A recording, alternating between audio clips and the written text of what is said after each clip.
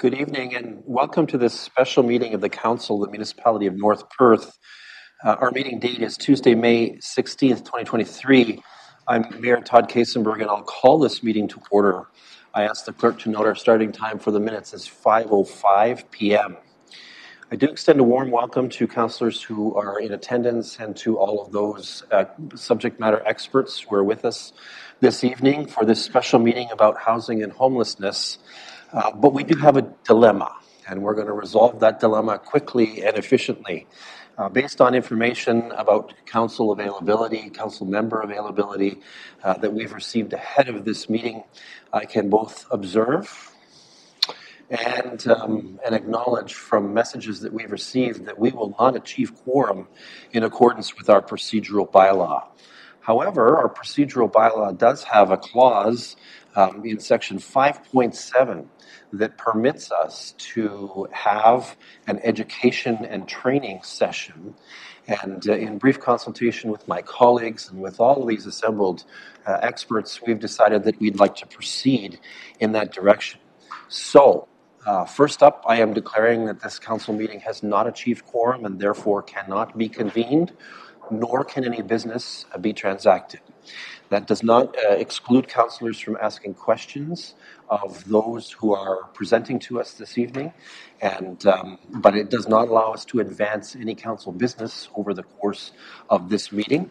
And we will therefore eject, if you will, the agenda and work from a slightly different agenda for the purposes of our training and education tonight on this subject matter at hand. Before we go forward, as is customary with North Perth meetings, I will read our land acknowledgement statement. We acknowledge that we are on the traditional land of the Anishinaabe peoples. We wish to recognize the long history of Indigenous peoples in Canada and show our respect to them today. We recognize their stewardship of the land. May we all live with respect on this land and live in peace and friendship. I ask the clerk to make specific note of the councillors who are in attendance in accordance with the procedural bylaw and for the statement of minutes, even though they'll be extremely brief, that might be generated from what was to be a council meeting. And with that, then, let's turn to the business at hand. We have quite a power lineup, I think, for our education and training. We have elected to record this and transmit this live, I believe, to the YouTube channel. And the usual precautions and advisements to those who are in attendance apply. So be aware that your image, voice, and comments are being recorded. Anyone who is invited to speak will be recorded, and their voice, image, and comments will form part of the stream and the archive. The chair and the clerk have the discretion and authority at any time to direct the termination or interruption of live streaming. Such direction will only be given in exceptional circumstances when deemed relevant. And of course, the circumstances may include instances where the content of discussion or presentation is considered misleading, defamatory, or potentially inappropriate to be published. I guess I'm just inviting all of our subject matter experts to behave themselves for the next little bit in general terms. And with that, let's turn to the opportunity that sits before us as a council. Quite pleased to have assembled such an august group of people from our community who are subject matter experts on the themes of housing and homelessness. Thank you deeply from my heart, I think, on behalf of those who are assembled for coming today and sharing with us critical information that will help us determine how and when we might intervene or take various actions in the future. Let's begin then tonight. We have a crew from the City of Stratford Social Services Department. I have listed here the director, Kim McElroy, and she is accompanied by John Ritz, Kelly Stone, and Jeff Wilson. A big team that does big work in our community and throughout Perth County. And I see that Ms. McElroy is approaching the podium first. Her colleagues look like they're queuing up behind her to hold her up. I don't know. And so let me turn the podium mic on. If you're seeing green on the microphone band there, then it's good. And welcome to our meeting. Let me just change the video input so that we can share your face to the world. All right, please. Thank you through the worship. Wonderful to be back. Nice seeing everybody in person. It's been a while, so we're happy to be here. As you've stated, it does take a team of us to address such important issues. So I brought with me today John Ritz, our Homelessness and Housing Stability Supervisor, Kelly Stone, our Housing Supervisor, and Jeff Wilson, our Housing Manager, who are all part of my management team with the City of Stratford Social Services. So I am assuming I'm just going to press a button here. Point it there. Okay, so the first slide of our presentation talks about the housing spectrum. And as part of the housing spectrum, you can see we deal with everything from unsheltered to home ownership. I want to go back because what we have been seeing in recent years, unfortunately, even with the unsheltered, that is sleeping outdoors in public places. So encampments are following right from this housing spectrum. And our goal is to move people through the housing spectrum, advance it. To some, it will be home ownership. Others will support through community housing, private markets. But at any given time, any individual can go back and forth in this housing spectrum.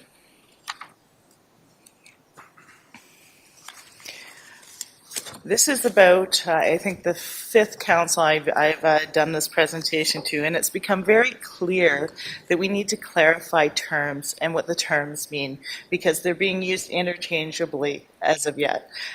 So for the purpose of this presentation and from our perspective in social services, when we talk about these terms, this is what they mean to us. So attainable housing includes the entire breadth of housing.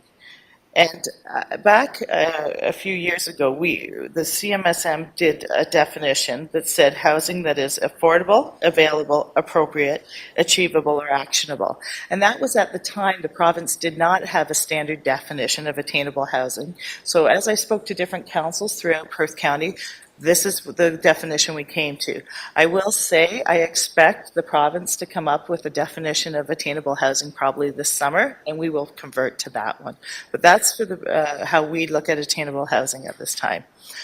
Affordable housing is also a form of attainable housing, but it's in which rents are maintained at or below 80% of average market rent for the last 20 years.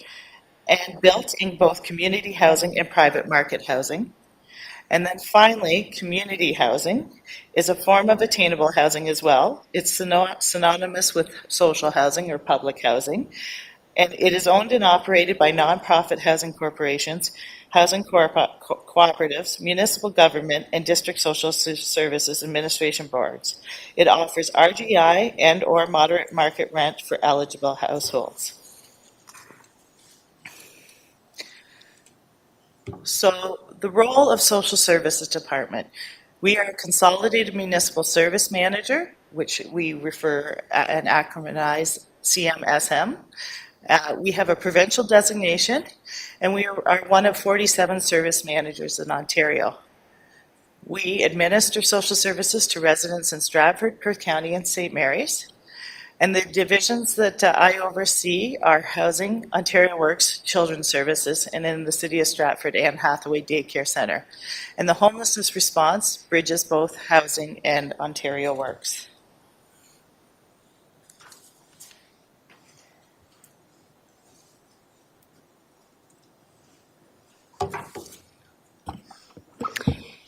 So as the service manager, we oversee the Housing Access Centre, which manages the centralized waiting list for rent geared to income housing and includes determining eligibility and processing applications.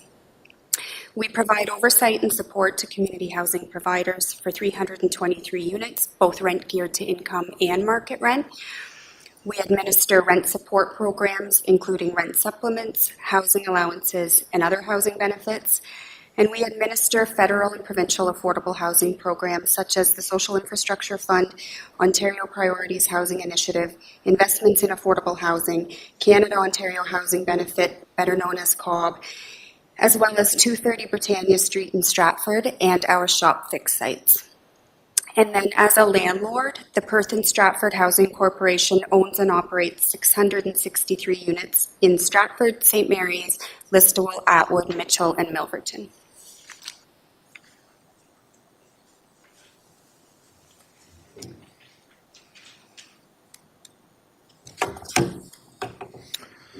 So, for our homelessness response, our initial intervention is by offering short-term emergency accommodations for individuals and households experiencing homelessness through local motels. This allows individuals to have their own safe space with a door that can lock and a shower, as well as work with services to find permanent, stable housing. We use this as an alternative to your typical bricks and mortar shelter, with staff meeting them on site to accomplish goals and provide check-ins. This allows individuals to be temporarily sheltered while they work with members of the City of Stratford outreach team to get connected to services and community partners while they work to end their homelessness. We also offer additional supports in homelessness prevention by providing funds to assist with moving costs, last month's rent deposits, rent and utility arrears, as well as system navigation to external agencies where appropriate. We work to assist households experiencing homelessness or at risk of homelessness with focus on housing-based supports. Examples of this may include life skills education, mediation with landlords, and outreach response to reported encampments to determine next steps of support in partnership with the City of Stratford Street Outreach Team and the Listowel Community Developer Outreach Worker position. In addition to this, we also provide intensive case management to high acuity individuals and households, both who are experiencing homelessness and housed, focused supports on maintaining and obtaining housing.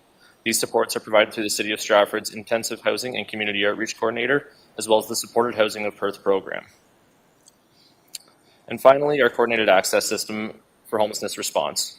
So Coordinated Access is a standardized system-wide approach designed to match individuals experiencing or at imminent risk of homelessness with programs and services that will be best suited to serve their needs and ensure their long-term housing stability. We've established a quality by name list, which gives a live snapshot of everyone experiencing homelessness within Stratford, St. Mary's, and the County of Perth, as well as identifies their level of acuity. The goal with this is to develop a system that provides support to individuals experiencing homelessness based on their level of need. So, what is being done? The Social Services Department operates a housing-focused emergency accommodation program utilizing motels for individuals and families aged 25 and older in need of emergency housing. ShelterLink provides emergency shelter services for youth in need ages 16 to 24, and Social Services Outreach, as well as our partners at the Connection Center, do proactive street outreach to individuals sleeping rough, as well as responding to information provided by citizens and businesses regarding possible encampments or individuals living unsheltered. The coordinated response involved ensures homelessness prevention casework for residents to provide a supported transition to safe and suitable accommodations when available. The Social Services Department is responsible for coordination of support amongst service providers for individuals sleeping rough. This includes homelessness prevention and housing stability services, proactive outreach to unsheltered individuals, as well as the provision of basic needs and financial support. One thing I'm going to review at this point is how to report an encampment, as well as the proactive connection of services. So once an encampment or individual sleeping rough is identified, please contact the City of Stratford Social Services Department.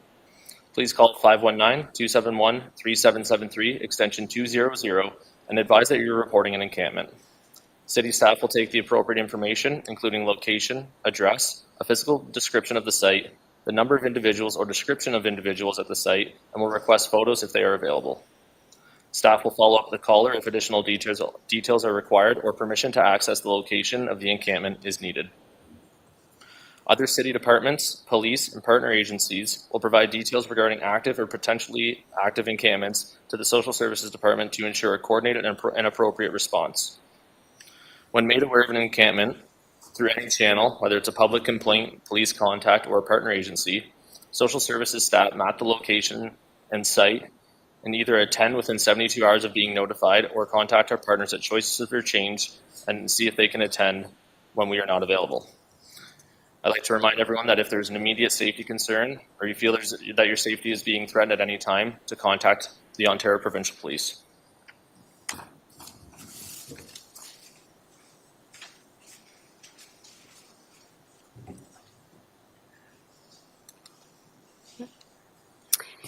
just take a quick look of assessment of housing need and demand. The service manager area population as per the 2021 census data shows us that we have seen the greatest growth in North Perth at 18%.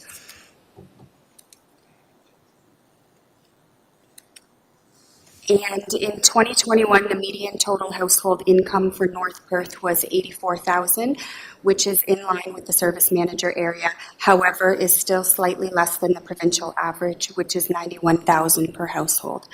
The proportion of persons living in low income based on the low income measure, or the LIM, in North Perth was 9%, which was a slight decrease from 2016 when it was 10%.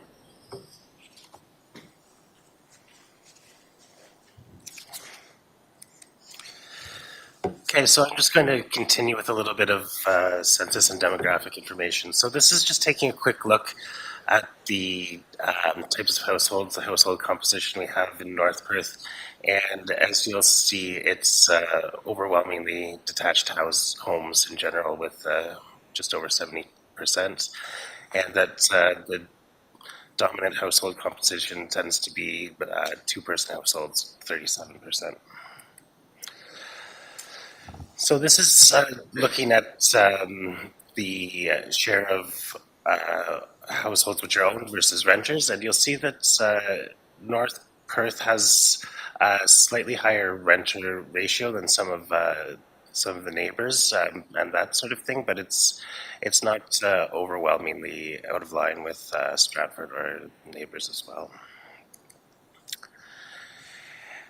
And this takes a look at the numbers on our centralized wait list. So these are all the folks that are waiting for rent geared to income housing. We're sitting, as of the end of December, we were sitting at 505 applicants on our centralized wait list. It's the number per building varies by our buildings, and you'll see that most folks are looking for a one-bedroom, and then it generally decreases by the size of the bedrooms, and that's 7.3% of those folks on the centralized wait list are applying from North Perth.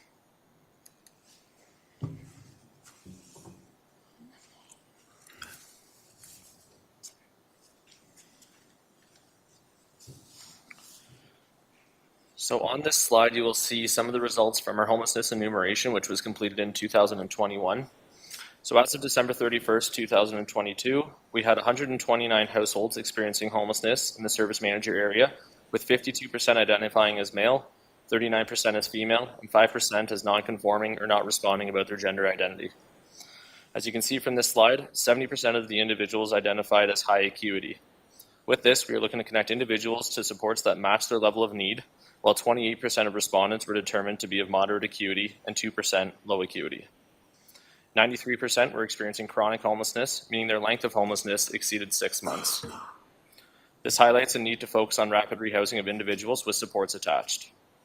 16% identified as First Nation, Inuit, Métis, or having Indigenous ancestry. At any given time, we know that we have under 5 individuals experiencing or sleeping rough in North Perth. We work regularly to connect with these individuals through our outreach response in partnership with the City of Stratford and the Listable Community Developer position. So, our 10-year in housing and homelessness plan. Our number one strategic objective is ending homelessness. With this, we are shifting resources and service provision from managing to ending homelessness with a focus on chronic homelessness. In 2018, we launched our first Housing First program, the Supported Housing of Perth program, or SHOP, which focused on supporting high acuity individuals with intensive supports to assist in obtaining and maintaining housing. We expanded the City of Stratford Social Services Outreach Program and established a new position of the Intensive Housing and Community Outreach Coordinator. We introduced the use of the community-wide screening tool for determining the level of acuity for appropriate housing supports, which is the VI SPDAT. And we have achieved a quality by name list, which gives a live snapshot of everyone experiencing homelessness within Stratford, St. Mary's, and the County of Perth. On this slide, you will see some of the recommended activities to achieve between 2020 and 2024. With this, we have implemented a coordinated access system for homelessness services to establish access points across our service area for individuals to get connected to services.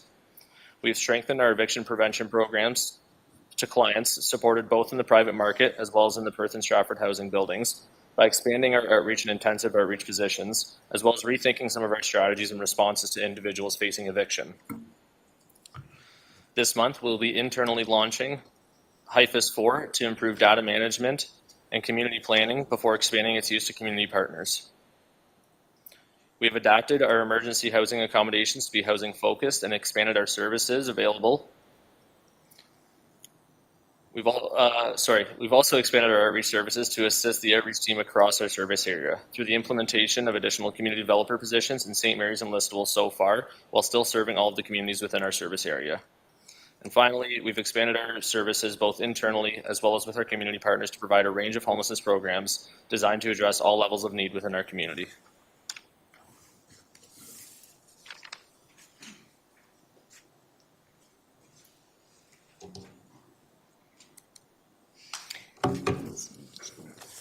So the second strategic objective is creating attainable housing. And what we're looking at is increasing the range of housing options that is available, affordable, appropriate, and achievable to meet people's needs, situations, and choices. So we're looking for local municipalities to identify attainable housing as a priority in their strategic plans. We gather data, landlord surveys, rental market scans to better reflect this local situation. We continue to try to achieve ministry approval for alternative average market rent to enhance housing allowance limits for low-income households. And we host various sessions to provide tools to increase capacity to understand the attainable housing and to support successful tenancies.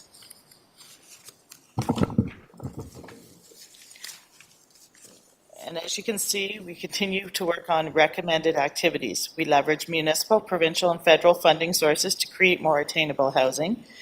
We develop data gathering strategies to better understand local housing supplies. We continue to engage with landlords to increase private market options. We explore the feasibility of establishing a community-wide online inventory of available rental housing, and we continue to collaborate with municipal and economic development partners to develop incentives for building attainable housing.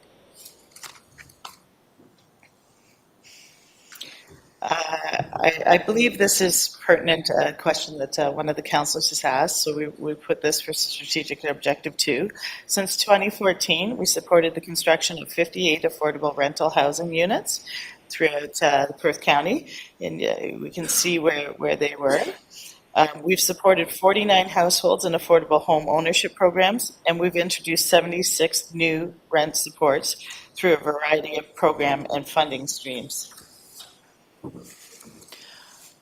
I put this slide in as an example of how we've gone and built affordable housing in the one municipality, and this is Britannia Street Affordable Housing Project. We're currently in the process of opening the second Britannia 2. We look for residency and tenancy in probably late summer, and both buildings that we've done have tackled the issue of affordable housing and focus on individuals and families income on less than $55,000 a year. And we're planning to encourage a sense of community by providing shared spaces, community gardens, and storage areas. As you can see, the rent for a one-bedroom unit will be $1,002 plus hydro, and the rent for a two-bedroom will be $1,190 plus hydro.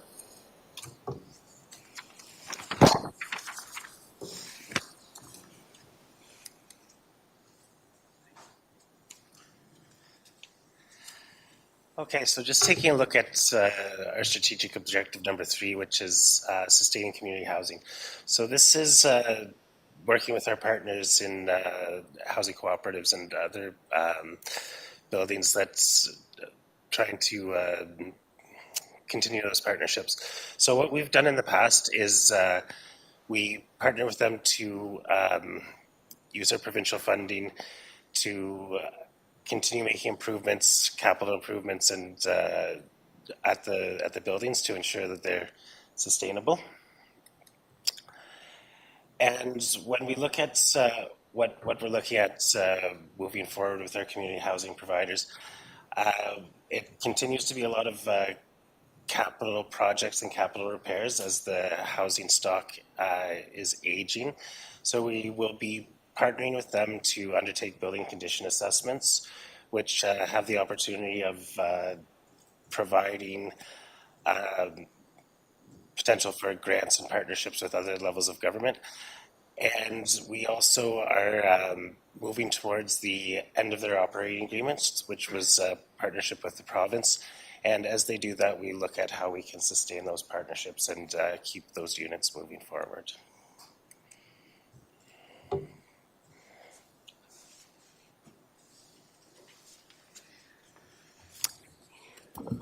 And then strategic objective number 4 looks at addressing a diversity of needs, providing a broad range of services and supports that reflect the unique local landscape in an inclusive and culturally appropriate way, including advancing truth and reconciliation with Indigenous peoples. Recommended activities are to implement activities to inventory existing supported housing and housing-based supports, strengthen partnerships with organizations across sectors to address the housing needs of specialized population groups, improve access to services for residents in rural parts of service manager area, conduct mapping exercises to understand and improve upon service users' experience of navigating systems, and build local capacity to strengthen relationships and provide supports to Indigenous communities and peoples.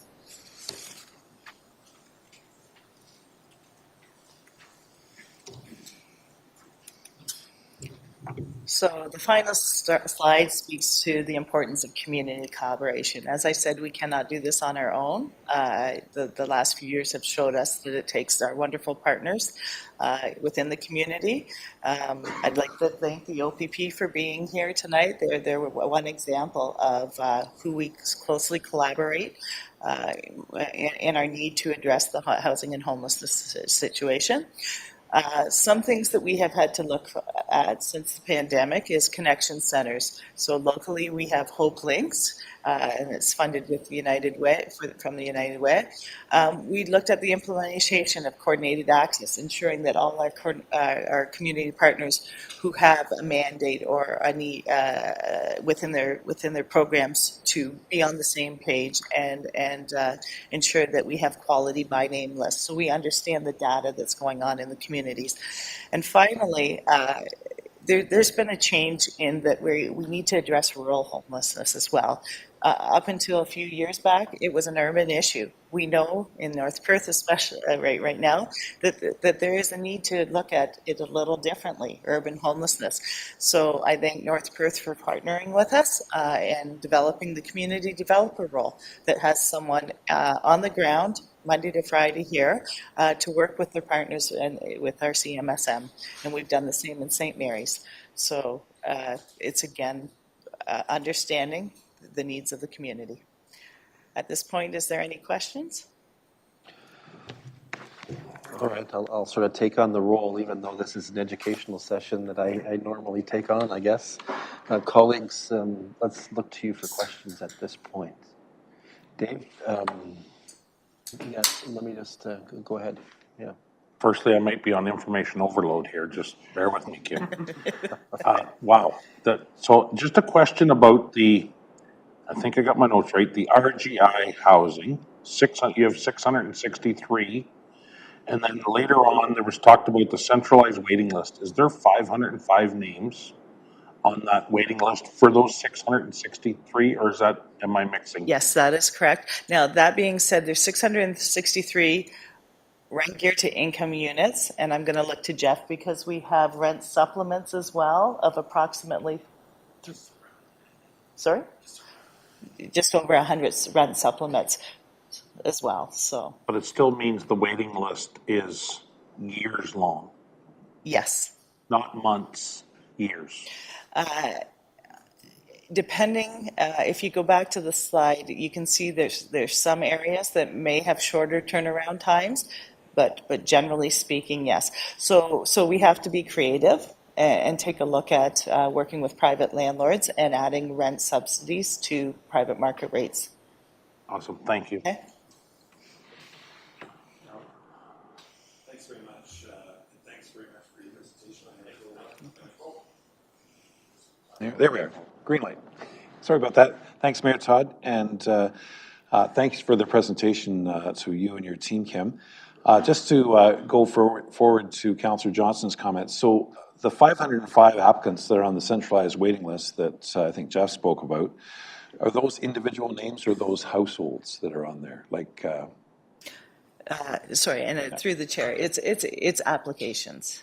Yes. So do we have Jeff? Can you speak to? I have too many numbers floating in my head. Sorry. So that would be applications. That could be an application for an individual or an application for a family. So it could be just one person or it could be larger than that. Right, good. I appreciate that and I understand. And if I may, Mayor Todd,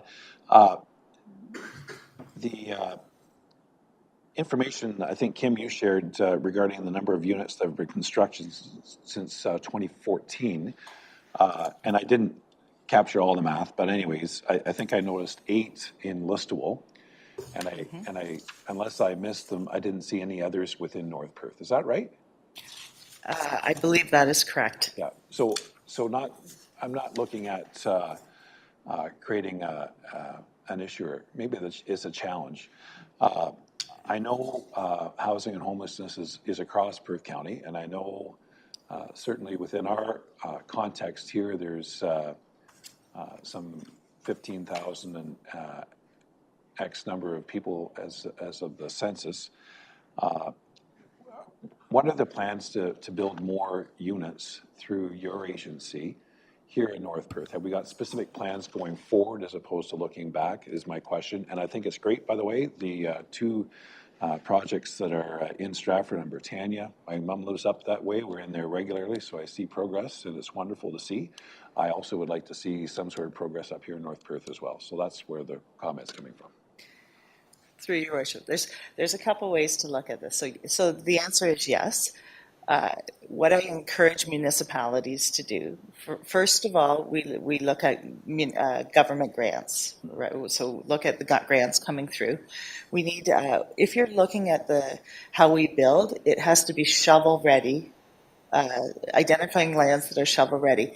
I will go back to the other acknowledgement that needs to be made by councils is this will fall on your tax levy as well. Okay, so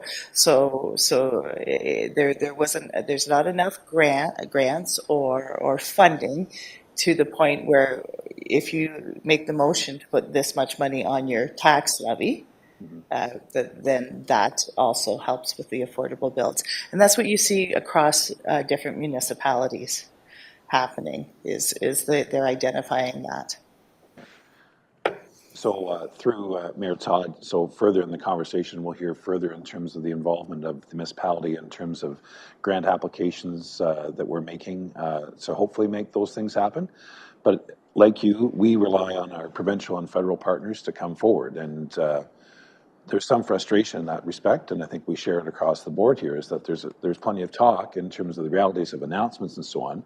But the reality is that even though projects are approved, they are not meeting the timelines that they have laid out for various reasons, including supply chain issues and the fact that we have a shortage of building trades and so on. There's too much need and not enough ability to fill it. So there's a frustration here. And I think, as you've said, Kim, is that we need to collaboratively work together to make this happen. So our hope here in North Perth is that by doing this event, and hopefully people online will listen to this as well, and maybe we will build that desire to move forward and bring forward. And I will say within our North Perth context, we've been very fortunate in terms of number of private owners that have developed rental housing through fourplexes in particular in the last 15 years in particular. I think if we look back, North Perth has probably increased the number of rental housing units substantially over probably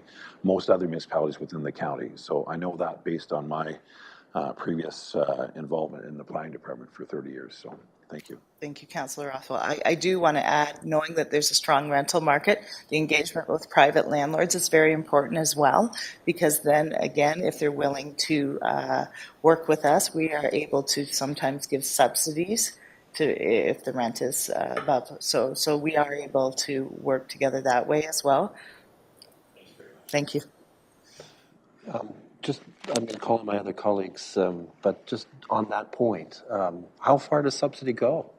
So, when you look at, what they would pay in housing environments that are in the public housing sphere, there's certainly a rental rate that we saw one, I think, that was on one of the slides. But, there's a big difference, at least to my take, between the Britannia project, where I think you were showing a rent around $1,000 a month for a certain kind of unit, and what that would be in the private market in Listowel at this time, which is probably $1,700 a month kind of thing, right? So that gap, that $700 gap, that's a pretty big subsidy. Is that what you're talking about? Through the chair, I'm going to take a look at Jeff here.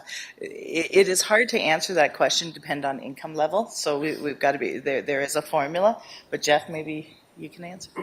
Yeah, thank you.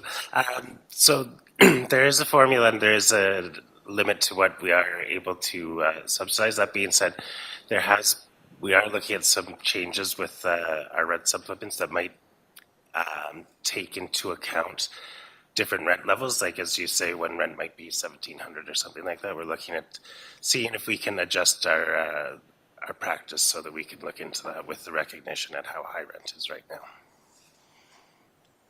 Okay, just wanted to make sure that we understood that there's a gap between the private market and what is being offered through public housing.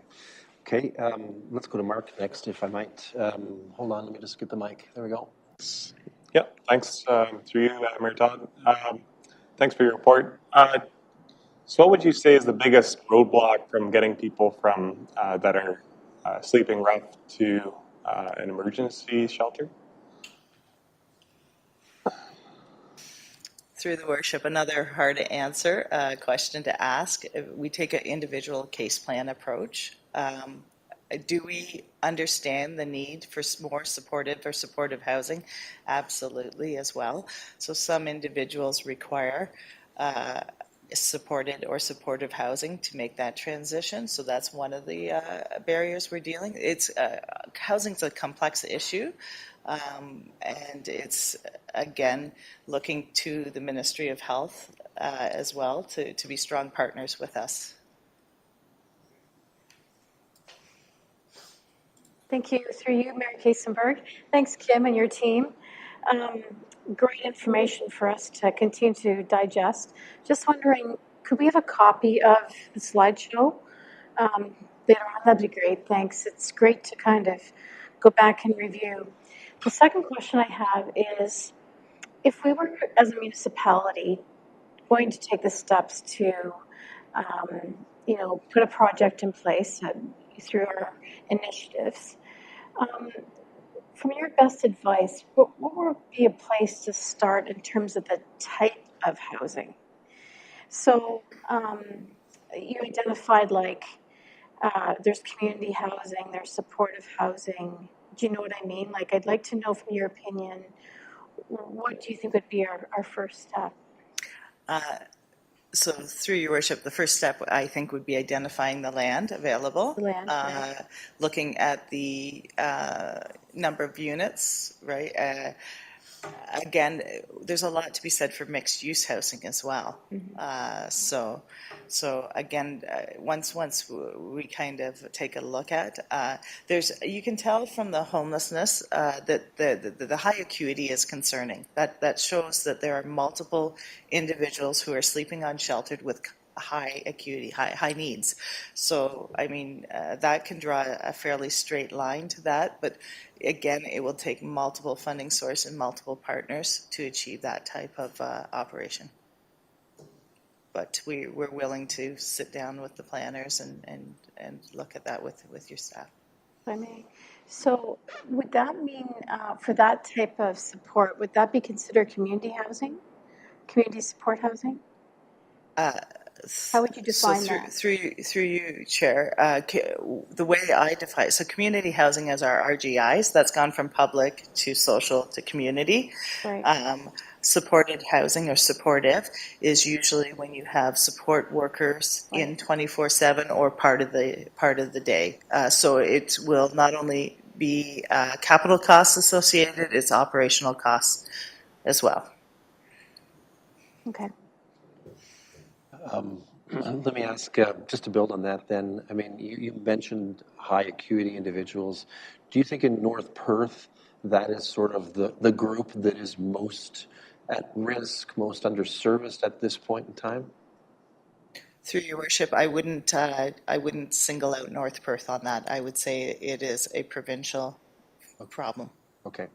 And if you were to make a recommendation to North Perth Council about the issue of supportive housing, what kind of recommendations might you make?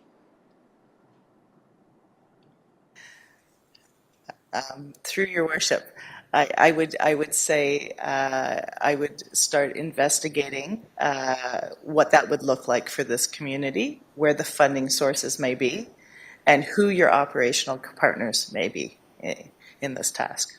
Okay, thank you. I have a few more questions, if you don't mind. First question, you mentioned the rent subsidy and working in the private market, and I'm just curious if you might describe briefly the scope of your work with landlords at this point in time.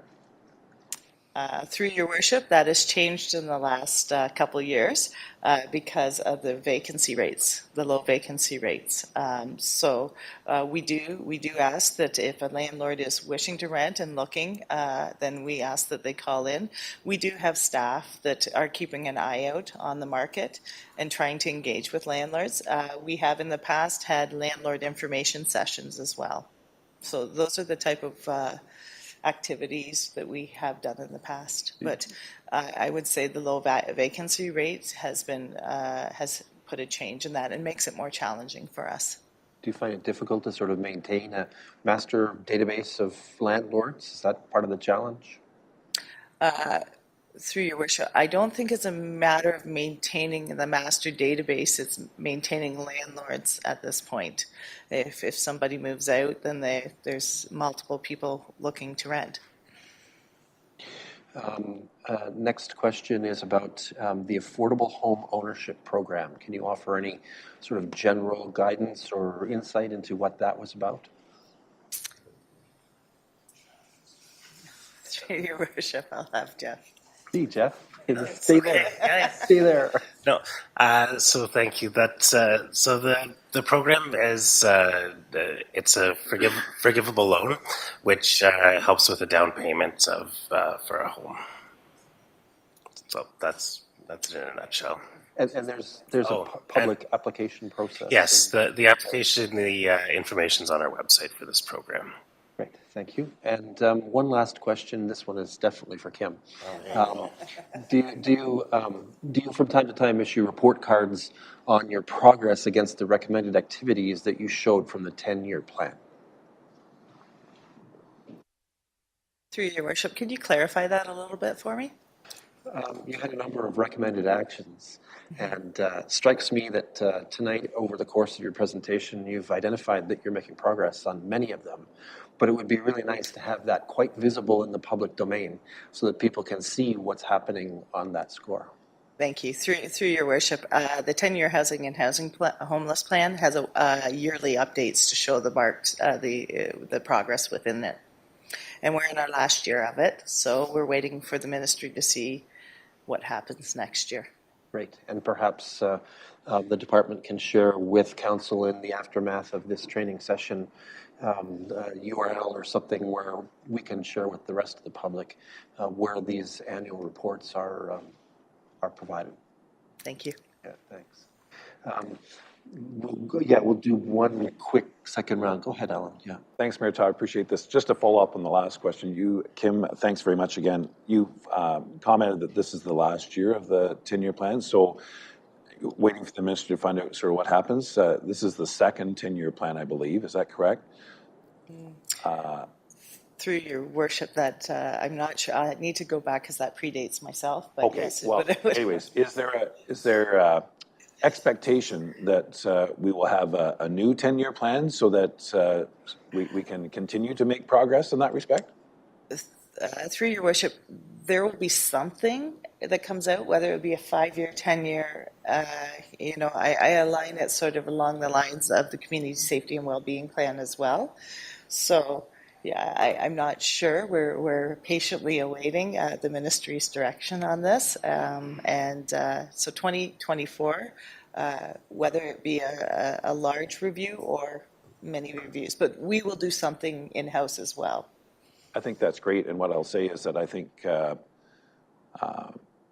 reality is that this is an issue that's before all of our populations and all of our communities, and I would hope that your agency certainly is in taking a lead, but as well as through the federal and provincial governments, is that they realize is that we need continuous funding and programming that's going to help us continue to move the bar forward for everyone. And without that, we will fall into the same cycle that we have, unfortunately. And just a quick item, if I may. Back in 1989, when I was working in the City of London, one of the congregations I was involved with, we had provincial funding that helped us build a 66-unit apartment for seniors.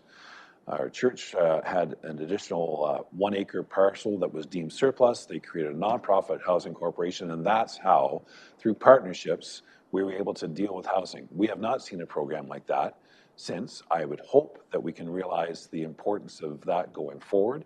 As you say, private property owners, whether it's through churches or other institutions and so on, or private property owners, we need to sort of get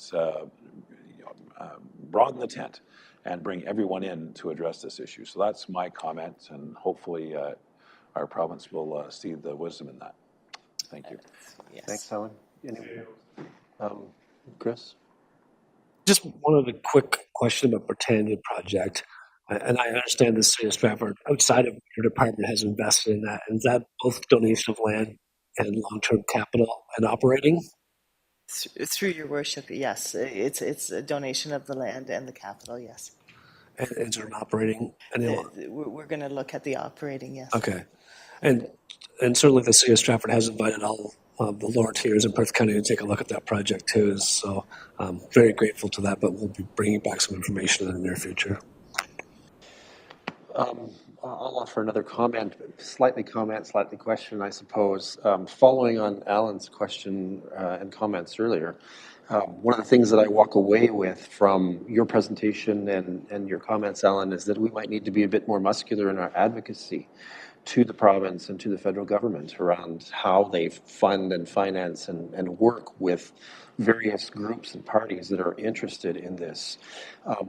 Is that a recommendation you would make, or beyond that, you have other recommendations you might make that are appropriate for a municipal council? Through your worship, I wouldn't negate the comments that Councillor Rothwell made about the importance of nonprofits and private as well, and the collaboration needed for them. So beyond the CMSM as well, and the need to collaborate and partner because it is going to take multi-leveled funding. So absolutely the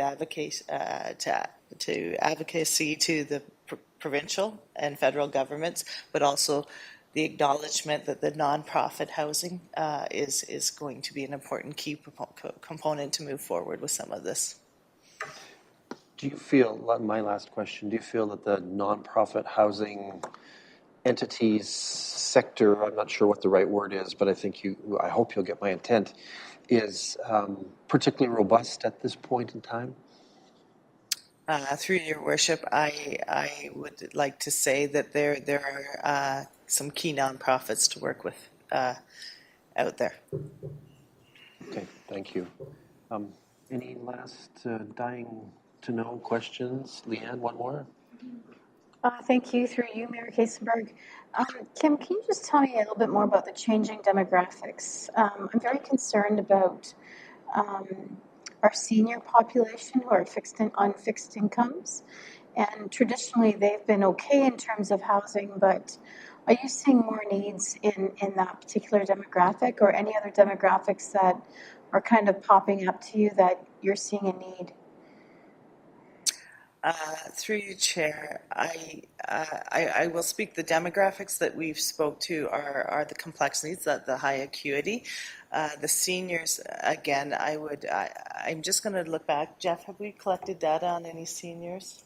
No. So we haven't done age, but that's something we could look at through your worship. But it's concerning overall, and yes, it does have an effect. Definitely, we can see that there's definitely seniors using the RGI, the community housing, and the rent supplements. Okay, thank you. Okay, thank you very much. What a remarkable fact-filled presentation for our group who are here tonight and for us to study afterwards.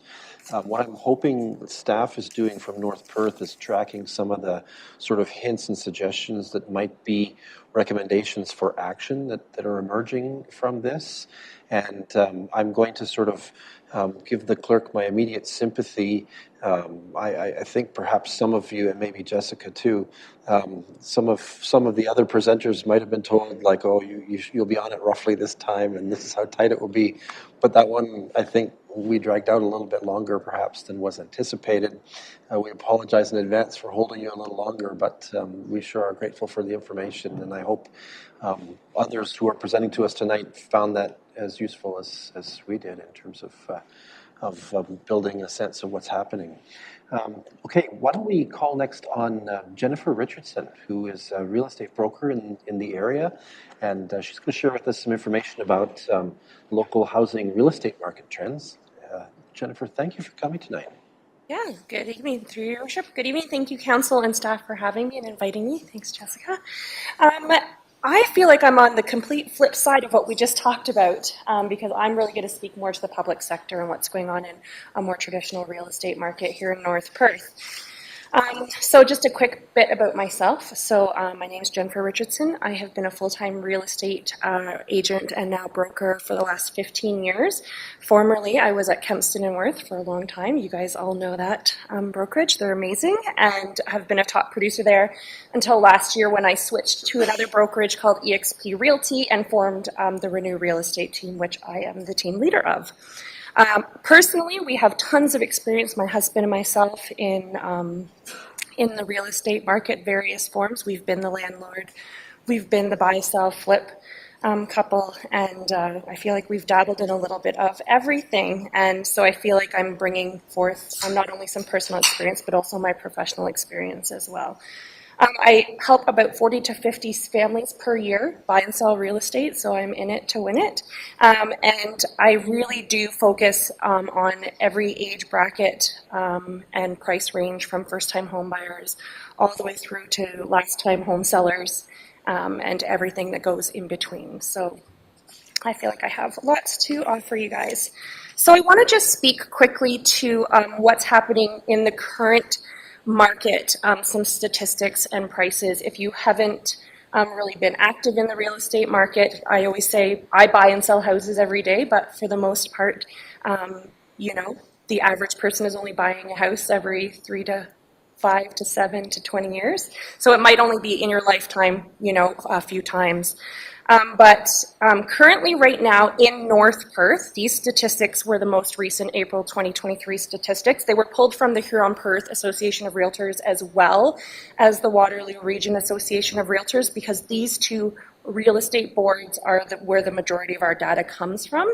So we have actually currently right now 70 active listings, so 70 houses for sale in Listowel, which is not a lot, because there are a lot of buyers out there. Of those 70 listings, 7 of them are conditionally sold, so they're pretty much tied up. We kind of expect in the next few days we'll see them come out of the conditional zone and probably, hopefully, move into the sold listings. In the last 45 days, we've sold 45 listings, so we're selling a house a day. So if we've got 70 houses for sale today and we're selling a house a day, we're going to run out of inventory real quick. And we have 17 properties that have come off the market. That could be for various reasons, either suspending their listing, canceling to relist at a different price, or just we're giving up and moving on. So we have 2.7 months of inventory, and that means we are technically in what we consider to be a seller's market. Ideally, we love to be in a balanced market where buyers and sellers, are sort of equal in their opportunities, but we are definitely gearing, we're swinging back to a seller's market. I would say at the beginning of the year, in January, February, quarter one, when things were a little bit slower, we were more balanced, but as the spring has arrived, the pendulum has swung. So we are definitely in a seller's market. It takes about 21 days from the day the house goes on the market for sale until it's sold, so it's not too long of a time, but that just means we're turning over property all the time. Prices are up 10% versus last month, and they're down about 32 from the peak of the market, which was last year, January 2022. We're all glad to see them come down a little bit, but they are creeping their way back up rather quickly. The next slide, thanks, whoever's switching on. The next slide, I'll just go through pretty briefly. It just breaks down the different kind of housing types. So as mentioned previously, we are primarily in North Perth single-family residential houses, 70% of that. We're 4% semi-detached houses, 5% townhouses, only 2% multi-unit. So while we do have lots of fourplexes, it's only 2%. Apartments, we have about 16%, and modular or mobile homes 2%. So I think where there's great opportunity for the future is if we can develop and build more semi-detached townhouses and multi-units, we can bring the number of units up without consuming this, much, much larger land masses. And again, there's a 71% of residents in North Perth are homeowners and 29% are renters or tenants. Average sale prices. The average sale price for a single detached house right now is $807,000 and change. I remember when we couldn't even list a house for over $400,000 because it was just crazy. So we're at $807,000 for a single family. So 70% of our houses are up in that, $750,000 or more price range. The semi-detached houses are selling around $645,000. Condos or row housing or town housing about $630,000. Condos and apartments, we don't have a ton of them, but they sell anywhere in that two. There was one for $275,000, so that brought that middle ground to about $244,000. Modular homes, they're really expensive now, $370,000. And life leases, we don't have a ton of data on. That would be the Perth Meadows and the Sugarbush properties are life leases in North Perth. Next.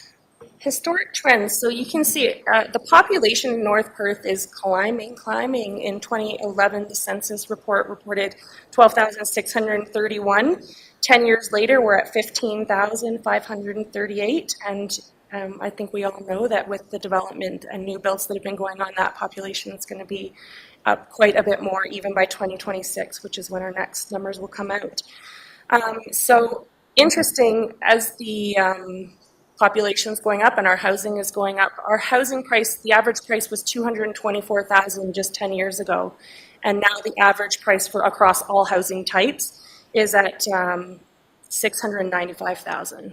If I pulled every housing type in North Perth, so that's a big, big change. It creates an issue for affordability, and the reality is we always have the same 5 people who are buying and selling real estate. We have first-time home buyers looking to get married and get out of their parents' house. We've got the last-time home sellers, grandma and grandpas who are retiring to a nursing home or passed away. We've got people relocating for work. We've got people upsizing, and we've got people divorcing. And those are our 5 clients.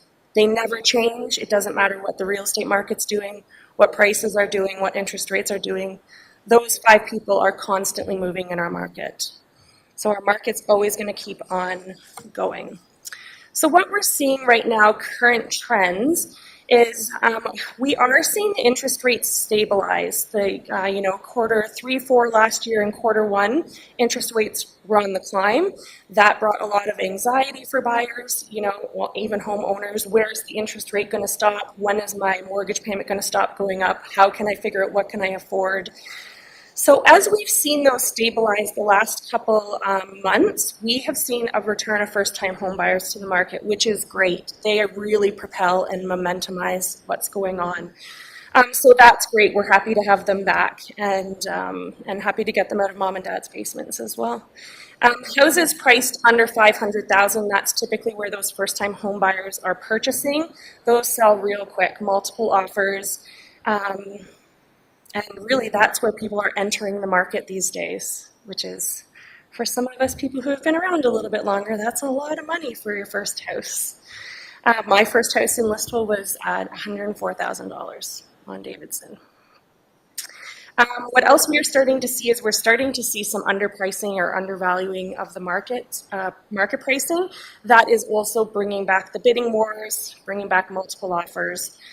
But we are also seeing some conditions come back into play when we're negotiating deals, which is great. It really protects both the buyer and the seller. And for the most part, nobody is writing a full cash check for these houses. So really, there are conditions that needed to be fulfilled that now we're able to reintroduce back to the negotiating table. Prices are climbing back up, as I mentioned. The days on market are coming down. And so what we're doing is we're almost going to be taking a step back into the craziness of the market that was 2022. Supply is still very low and demand is still very high. Home ownership is the dream for pretty much every Canadian. I'm going to flip just to the rental side. While we don't have centralized databases for this in our world, just because of our rural location, we do know, because we work with investor clients and we are always helping people, we do know some rental market prices specifically that are happening here in North Perth. A single family house, if you can find one for rent, is going to be $2,500 to $3,000 plus utilities, plus. Semi-detached houses you can rent around $1,850 to $2,200. A townhome you can get in around $2,200 to $2,600, and that's actually where a lot of seniors are going to. They're selling their home and then renting a townhome if they can. One bedroom apartment, $1,350 to $1,550. This would be like a basement apartment or an accessory unit. And a 2-bedroom apartment, $1,450 to $1,850. So it's quite expensive to rent here in North Perth.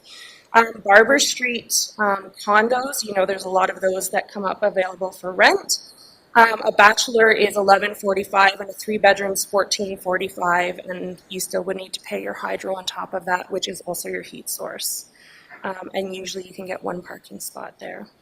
And in the Twamley Manor or the Skyline units, a 1-bedroom there is $1,535, and all the way up to a 2-bedroom, 2-bath, which is $2,050, and that is geared to 55 plus. So currently, we have available on our MLS system 3 properties for rent in North Perth. 3, that's it. In fairness, most of those rentals happen off-market, word of mouth, Facebook groups, Kijiji ads, who knows who. That's primarily how that rental market is transacting. And there are several community-managed Facebook groups that is where I direct people a lot of the times. Have you checked Facebook? Have you checked Marketplace? It's the easiest, cheapest way for a landlord to get a place filled. And availability is difficult to gauge because we don't have that centralized system, but we can estimate that vacancy rate is under 5% very easily. I don't have too many landlord clients who can't fill their unit even before the last tenant's out. The challenge for those clients of mine is, as their mortgage rates have gone up, the amount that they need to charge for rent is also going up. And while they want to maintain that investment property in their portfolio, if their current tenant is not meeting their mortgage payment and it's a loss month after month after month, they're more apt to sell the property, cash out, and then we lose a rental unit. So some future predictions, because that's what I think what everyone wants to know. Where are we going? What's going to happen? Demand for housing will continue to increase, remain high, and especially demand for rental units in North Perth. Interest rates we do expect will remain stable. They'll hopefully, fingers crossed, come down at the end of 2023, maybe beginning of 2024, which will again just encourage more people to get to the market. But that will be great. Housing prices and rental rates we do expect will continue to rise due to just simple supply and demand. And also the cost of building and financing these properties is another factor that contributes to the cost increasing. There will be a surge in demand in 2025 and 2026. Right now, as we're introducing more immigrants into our country, they are not allowed to purchase property for 2 years. Well, everybody who comes this year is going to be on hold for 2023, and then they're going to be on hold for 2024. But come 2025, when they're able to purchase, they will have 2 years of Canadian credit, money burning a hole in their pocket, and they will want to put down their roots in Canada permanently. So I'm expecting in 2025, 2026, we will see a large demand on housing there. And lastly, I do predict that the Toronto Maple Leafs are not going to win the Stanley Cup in 2023. So if nothing else happens, at least that one I've got pretty sure bet there. So things for council to consider in terms of addressing housing and the housing needs. How do you encourage or incentivize a builder to focus more on multi-units, higher density housing types, when their biggest bang for their buck is a single family residential home? And also from your tax perspective, that's where you're getting your biggest tax base increase. So it's getting creative with how are we working with our builders and developers. I think it's important to define for North Perth, what does attainable and affordable housing mean for this community? What does it mean? I always say affordable for me and affordable for my kids are two different levels of affordability, but we're putting the same title on it. I would also define what the future home resident of North Perth looks like. Are we wanting to attract more tenants? Are we looking for more homeowners? That's something to consider as well. And how can the municipality service a growing population? This is the million-dollar question always, while maintaining the charm and culture of small town Canada. I don't envy your positions at all, because that would be very difficult to do. And I think it's also something to consider is your existing infrastructure and future planning. If we do increase, the base, how do we service them? How do we maintain what we have? How do we keep taxes and affordable things to attract people to come to this community? So it's like they said in the last presentation, housing is complex. It's certainly ever changing, ever evolving, and ever moving, but we do need to make some plans, and I'm hoping that that was at least a good eye opener, helpful for you guys. Thank you. Thank you very much. That was quite a dynamic presentation of the market and fully appreciated. If I might ask, I'll start with one simple question, and we have Marty from Libro here too, so the two of you can confer if you wish, but when you look at the price of homes in our community, and think about the income that would be required to qualify for a mortgage. You're talking about homes that have $150,000 or more in income for some of that purchase inventory that you talked about. Yep. And look again at the data that was coming from the census that folks from the city of Stratford presented to us earlier, where they said the median income household was $84,000. We have a huge gap. Huge. And what I'm concerned about, frankly, and I welcome your comments, and Marty, you get to be up next and offer comment on it too, lucky you, is how do our youth, how do our young people ever manage to afford that in the near future? Well, I have 3 teenagers, so it's something that my husband and I talk about all the time. What we're seeing, and I'm sure Marty's going to speak to this as well, is we're seeing inheritances come early. We're seeing gifted down payments, which is, so I would say once my 18-year-old gets into a rental situation, it will be very, very difficult for her to save money because the cost of renting is so high. The reality is they're also coming out with likely some student debt, vehicle debt. Their credit doesn't look great. And I don't anticipate that without myself or my husband or my family helping her get in a house, she won't get in a house until she's in her 30s, because she'll need time to save, make sure she maintains her credit, and it will just take a long, long time. I don't want to be crass, but even under my own roof, I kind of have to watch my back because, Yeah. to some degree, that generation, their options for getting a home is to see the demise of their parents, and that's not a cheerful thought, to be honest. So, We'll anyway, aim for the grandparents first.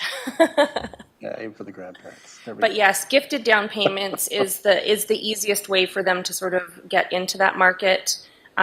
We really, I feel like we need to teach our children about money management, especially as they're going to be borrowers in between the time that they own a mortgage. Right. Yeah. And I see Marty making a frantic note, so that's going to come up again, I think. Yeah. All right. You are very lucky, very fortunate that Deputy Mayor Kellum isn't here tonight. Your comment about the Maple Leafs might have created an explosion in the room. But anyway. I can handle it. Count your blessings, right? Colleagues, questions. Let's go to Leanne first this time. Through you, Mayor Kasenberg, thank you very much, Jennifer, for your presentation.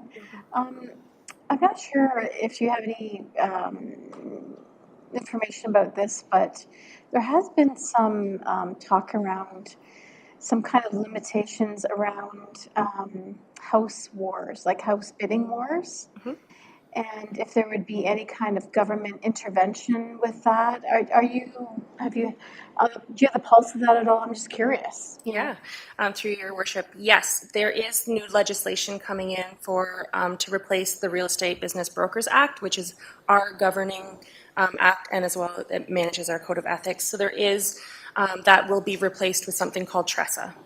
TRESA was supposed to be introduced April 1st, but it's on hold.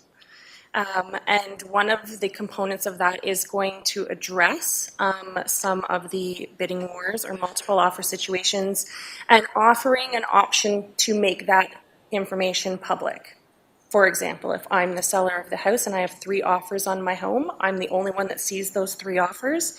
It would be up to me if I wanted to let you know what offer 1, 2, and 3 was, and then you could decide what you wanted to do from there. I don't know that that's going to solve anything. Right.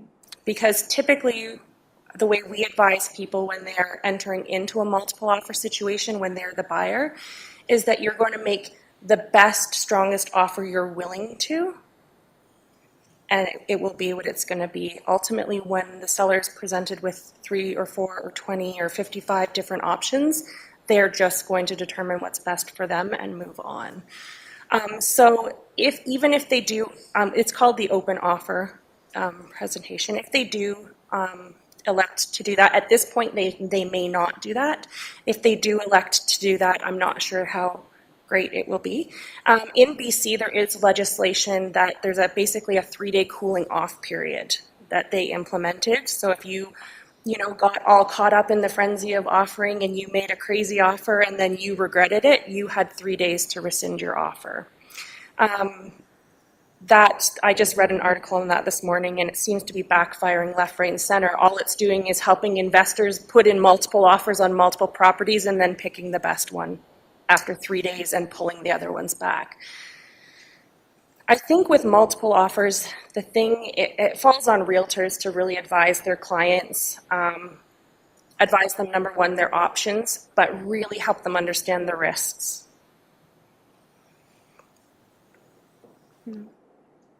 Okay, so let's turn to Mark next. Go ahead. Thanks for your report. When you mentioned interest rates going down, I seen the bankers smirk, so I'm a little nervous now. So in Ontario, about a quarter of home buyers are investors. Yep. Is that reflected in Listowel as well, or North Perth? I'm not sure what the statistic is in terms of homeowners versus investors in North Perth, because when somebody buys a property, I don't necessarily have access to know how many they already own, right?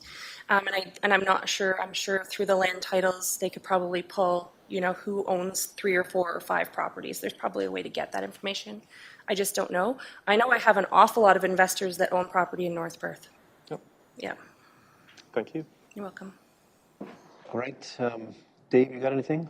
Just one quick question. Okay, let me get the microphone. There you go. Thank you.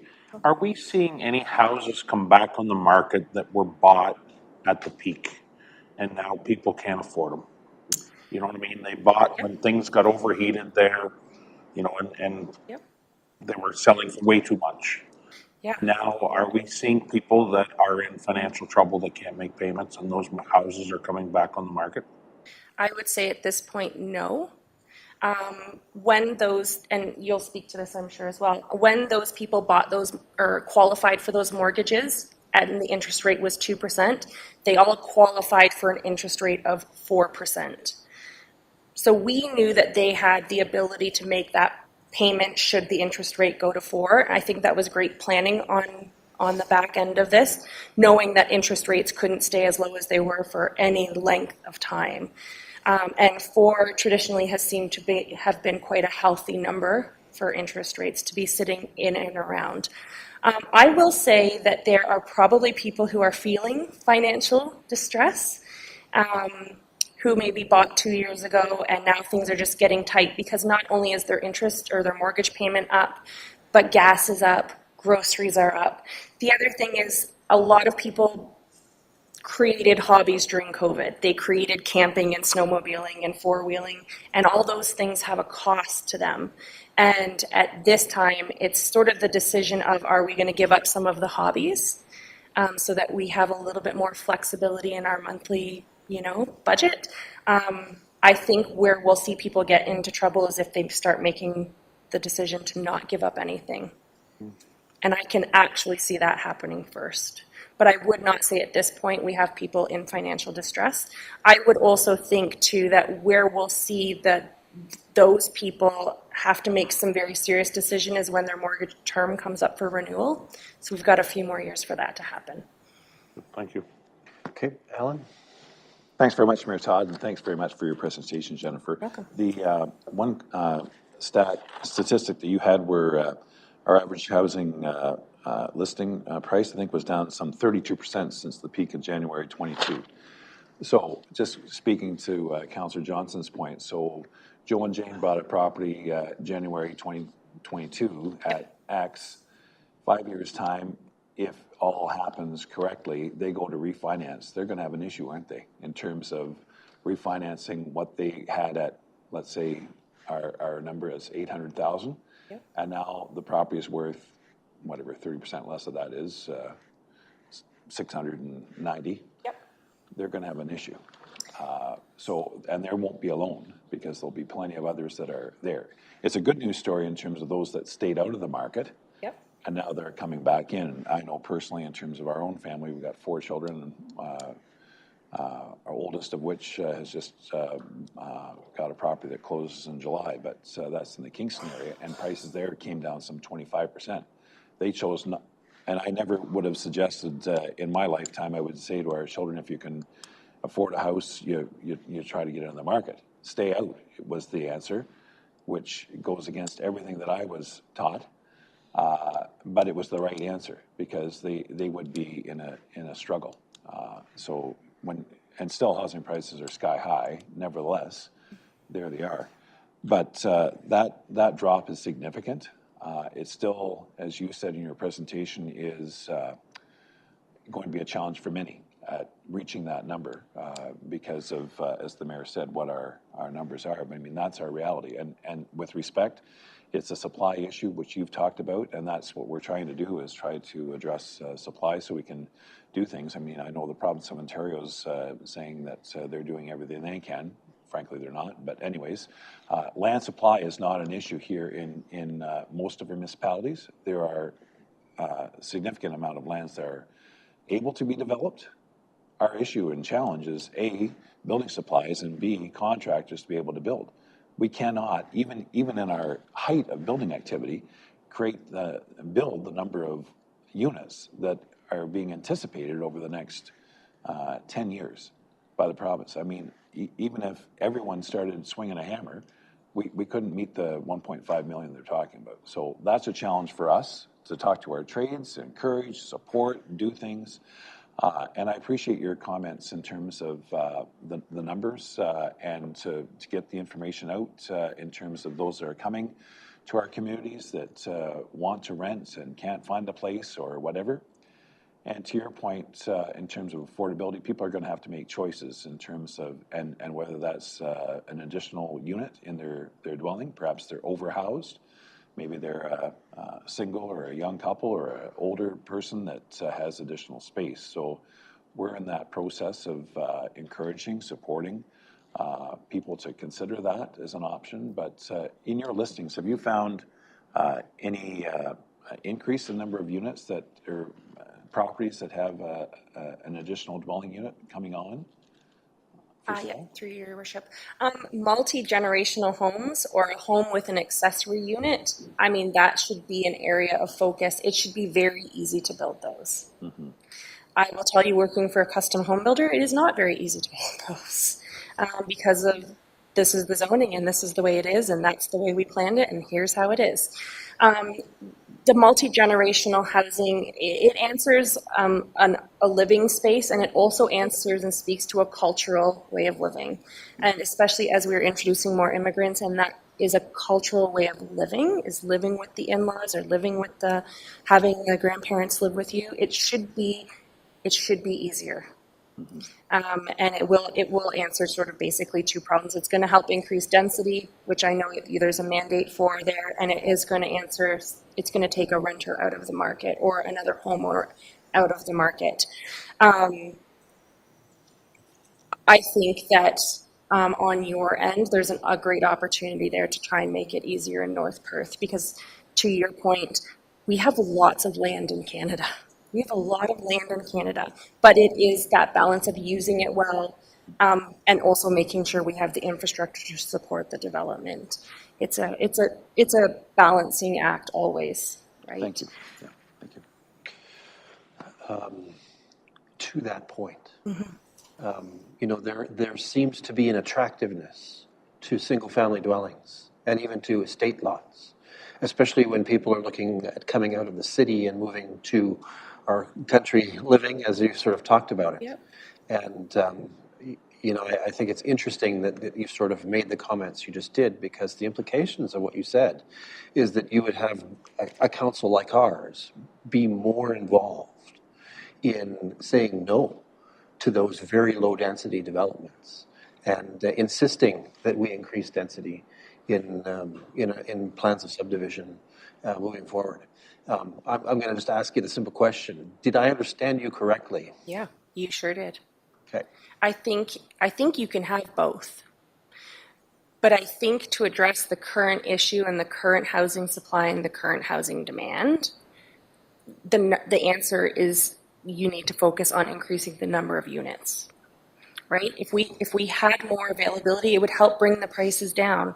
If we had more availability, you wouldn't be able to get away with charging $3,500 for rent. You just wouldn't. It wouldn't be competitive. So increasing the number of units or increasing the density is probably the simplest solution and probably something that can be attained more easily, more quickly. Okay, thank you. I have one more question. I'm going to build on Alan's comments earlier. Kind of enjoyed his pointing out that that despite the province's ambitious objective of 1.5 million homes in 10 years, the significant barrier is actually being able to find builders, to be able to find the trades that can take this on. Is there anything that the real estate agent community is doing to try to encourage a growth in the trades so that they don't have to put up with Todd with a level and a hammer?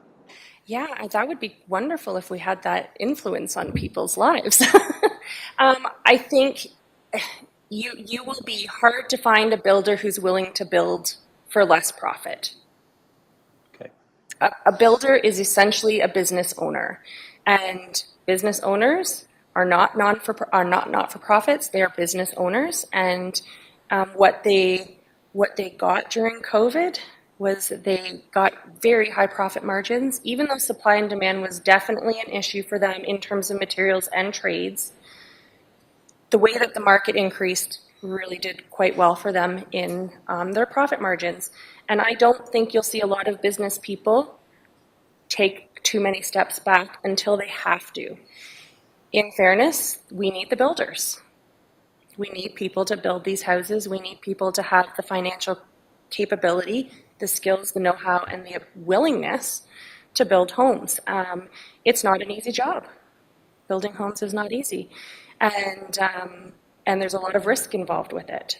So I think, in terms of to answer your question, is there any way that real estate agents can sort of encourage tradespeople in building? I think I'm going to sort of push back and say, how can council encourage great working relationships with their builders? I will say too, because I live in Mapleton now, so I'm dealing with Wellington County and Mapleton Township, as well as my experience here in North Perth and Listowel and Perth County. Builders like to build in areas that are builder friendly. I will say kudos to the Township of Minto. The builders love that building department. They're just great to work with. So I think that that's something on staff and council side, that if you can make it a great builder friendly place, that they'd love to come here. And yet the problem remains that they will build housing that's well beyond the means of a significant proportion of our population. So it's an interesting problem. Any other last questions or comments from council? Okay, thank you. Thank you very much. You're very welcome. That was wonderful and interesting. That allows us to bring up the financier in the crowd.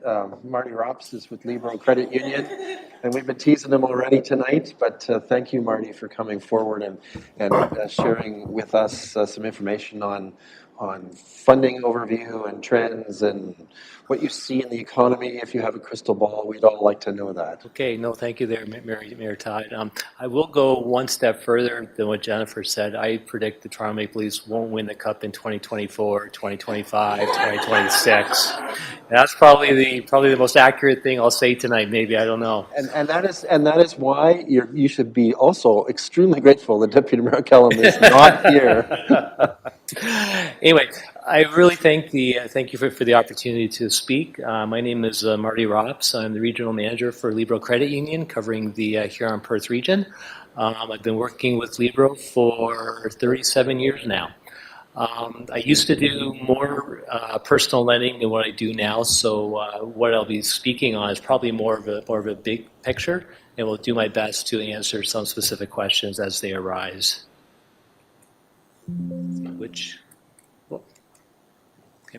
Just very quickly, what I'm going to talk about. I was asked to talk a little bit about Libro's housing pillar. Libro has 4 pillars, housing being one, the other 4 being around employment, local food accessibility, and financial resilience. So I'll touch on the housing a little bit. A little bit just on the current financial landscape, and as well as a few ideas going forward. So housing is really important. I think we all know that. And when in my travels and my talks and conversations with different municipalities, we have a lot of issues. And I firmly believe that housing is the root of a lot of the challenges that we have. And if we can figure out a way to solve the housing problem, a lot of other things I believe will fall into place. So why is housing one of our pillars? Why? Because we want to enhance access for everyone to adequate, safe, and affordable housing. And how are we going to do that? It's not easy. If we had the answer, we'd be sharing it with everyone. But a big part of it for us as a financial co-op, we need to increase our understanding of the challenges in the building. We need to build the expertise around this as well. We need to learn how to lend to organizations and to businesses that are working in this space. We also need to focus on coaching people, coaching young people. Jennifer made reference to that, just the importance of teaching money management skills, especially for people that do aspire to buy a home, and that needs to start at a young age. We want to be part of conversations like this, so we put emphasis on thought leadership and advocacy, reaching out to different government levels, both at the municipal level, federal and provincial, to try and push forward housing-friendly, to try and create a more housing-friendly environment. And also looking at supporting projects, programs, and organizations that are working towards the same goal. And if all this falls into place, what are the expected results? We hope that more people have access to this basic need. It's an everyday life need. It'll also help us reduce poverty. That's becoming more and more of an issue in our rural communities as well. And for us, also increase mortgage lending. So what's changed in the last couple of years? A lot, and we all know that. Jennifer referred to the stress test, and I'm going to talk a little bit about that.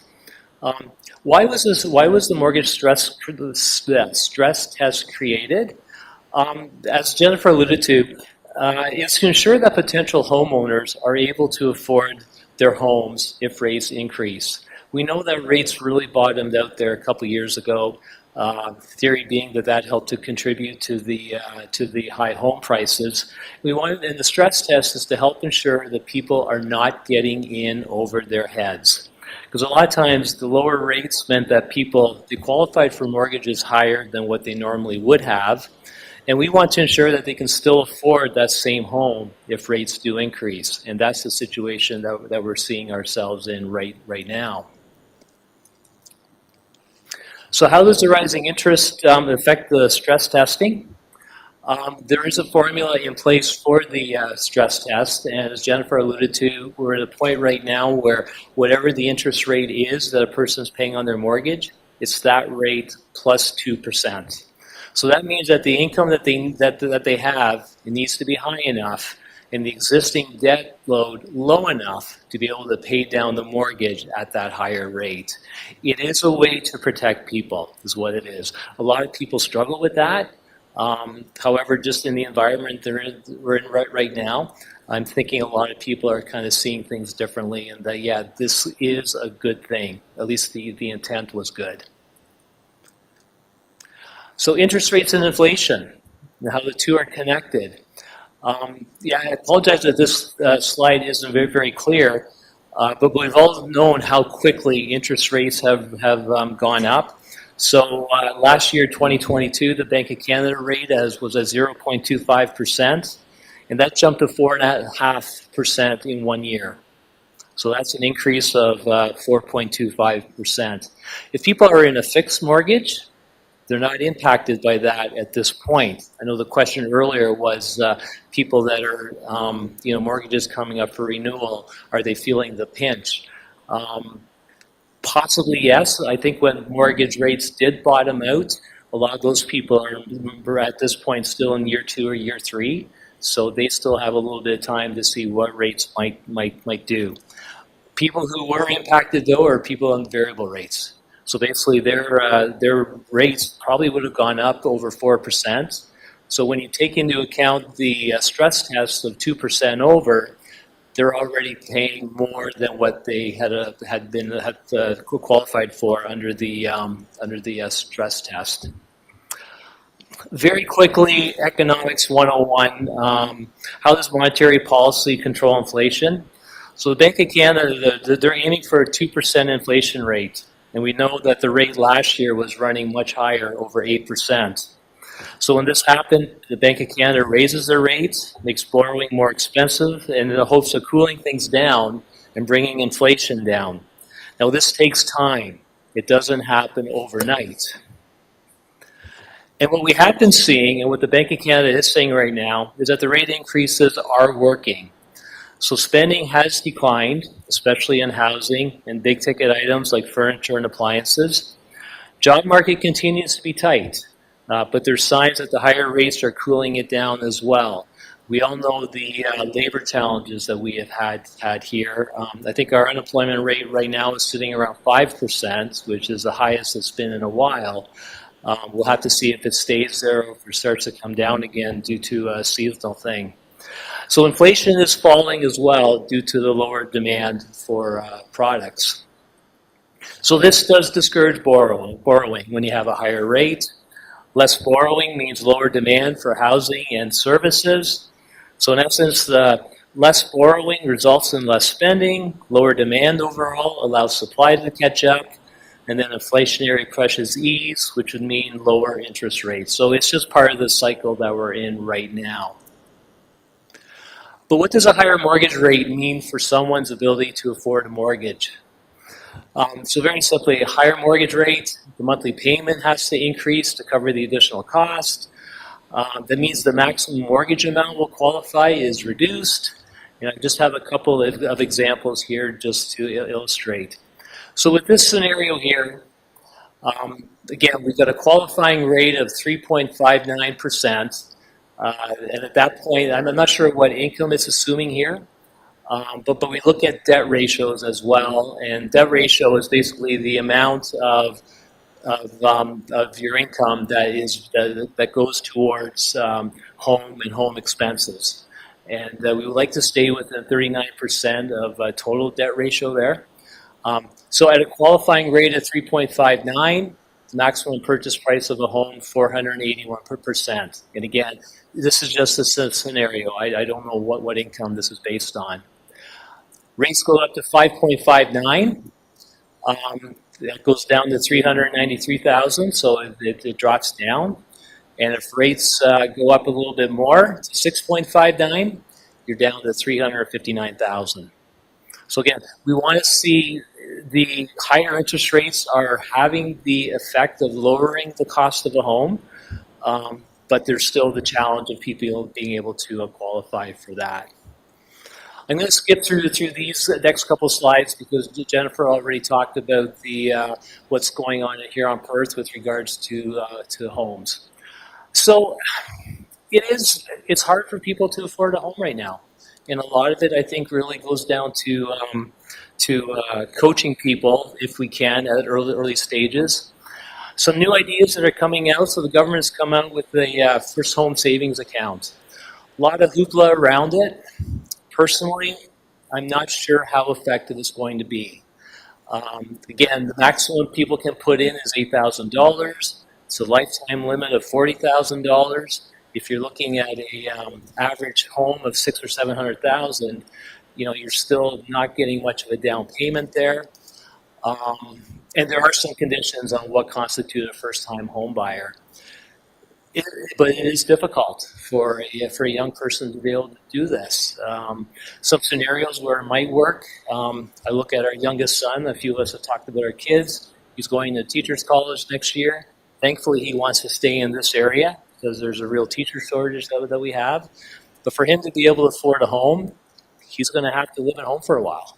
And he's going to have to get pretty favorable rent from mom and dad as well to be able to save that down payment. So again, similar to what Jennifer was talking about with inheritance, parental help, without that, it's very, very difficult for a young person to to get that down payment. So this first home savings account, again, it helps, but it's not the answer. It's not the answer. One idea that I like that I'm hearing more about is the concept of additional dwelling units. And I know we met with Mayor Todd very recently and kind of talking about that and hearing more about that within the Huron-Perth area and the different municipalities. Again, is it the answer? I think it could be one of the answers. And I think for a couple, a retired couple, you've got kids, with the additional dwelling unit, it gives you the option. We're looking at potential tiny home, granny suites, loft over garage. There's many different ways of doing it. It sounds easy in principle, but it can be very complex. And what we need to do is to ensure that we're looking at, when I say we, I'm talking about we, that Libro as a financial institution, to lend to this can be complex as well. The regulations around mortgage lending have increased every year. It's getting harder and harder to satisfy the regulators. This is a new idea. This is a novel idea, and I think we need to figure out ways to make that work to help support people. Because what it does, it gives the individual homeowner, I believe, a concrete way for them to help increase the housing supply. It might be a small way, but every additional unit that we can provide certainly helps down the road. Other new ideas, I really don't have any, to be completely honest. I think we just need to think outside the box. We need to be creative. We need to work together on things. And a big part of it, I believe, is educating our communities, educating our residents on how important housing is, because it does impact all of us. It really, really does. Those of us that are getting on in years or looking to retire, we need the young people in our community to help support us, to continue supporting the community. So I think education is really, really key to, so people really know what, how important this crisis is. Yeah, that's all I got here, Mayor Todd. Probably open to questions. Yeah, happy to have you with us, Marty. Thank you. Let's turn to my council colleagues. Questions, comments, things you want to know? I'm going to ask about life leases versus land leases and the general position of financial institutions towards each of those types of arrangements. So I'm not an expert in it. What I do know about some leases, and I'm not sure whether it's life leases or land leases, most financial institutions, I believe, are able to lend against leased property. One of the conditions is that the term of the lease needs to be minimum 5 years longer than the amortization of the mortgage. Again, it is a complex type of lending, and there are different lease arrangements out there. We do some of it, but again, there's some pretty strict criteria that have to be met for us to be able to do that. Okay, because it does strike me that one of the ways to try to reduce the cost of land is to move to land lease kinds of models. So that may be a place where municipal advantage of owning some lands could be beneficial in reducing prices. Alan. Thanks very much, Mayor Todd, and thanks, Marty, for your presentation. So just on the last point here, as you know, the province of Ontario is really encouraging additional dwelling units through provincial policy, and we in North Perth have followed that with respect to some of our initiatives that we've started. So frankly, if there's anything financial institutions can do to help and support property owners that choose to create additional dwelling units, so whether it's separate unit like you're showing in this photo, or whether it's for construction costs to put in an additional dwelling unit, perhaps in a basement or another section, I think that would be very welcome in our community.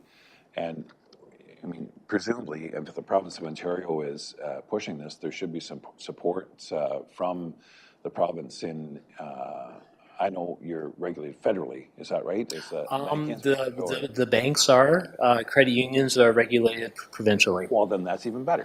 So perhaps seeing how the province is pushing this, perhaps they'll see fit to perhaps put a program in place that allows financial institutions like the credit union here to open up or be available to property owners. So say, for example, farm parcels are allowed, I believe it's 2, I'm looking for Sally, 2 additional residential units.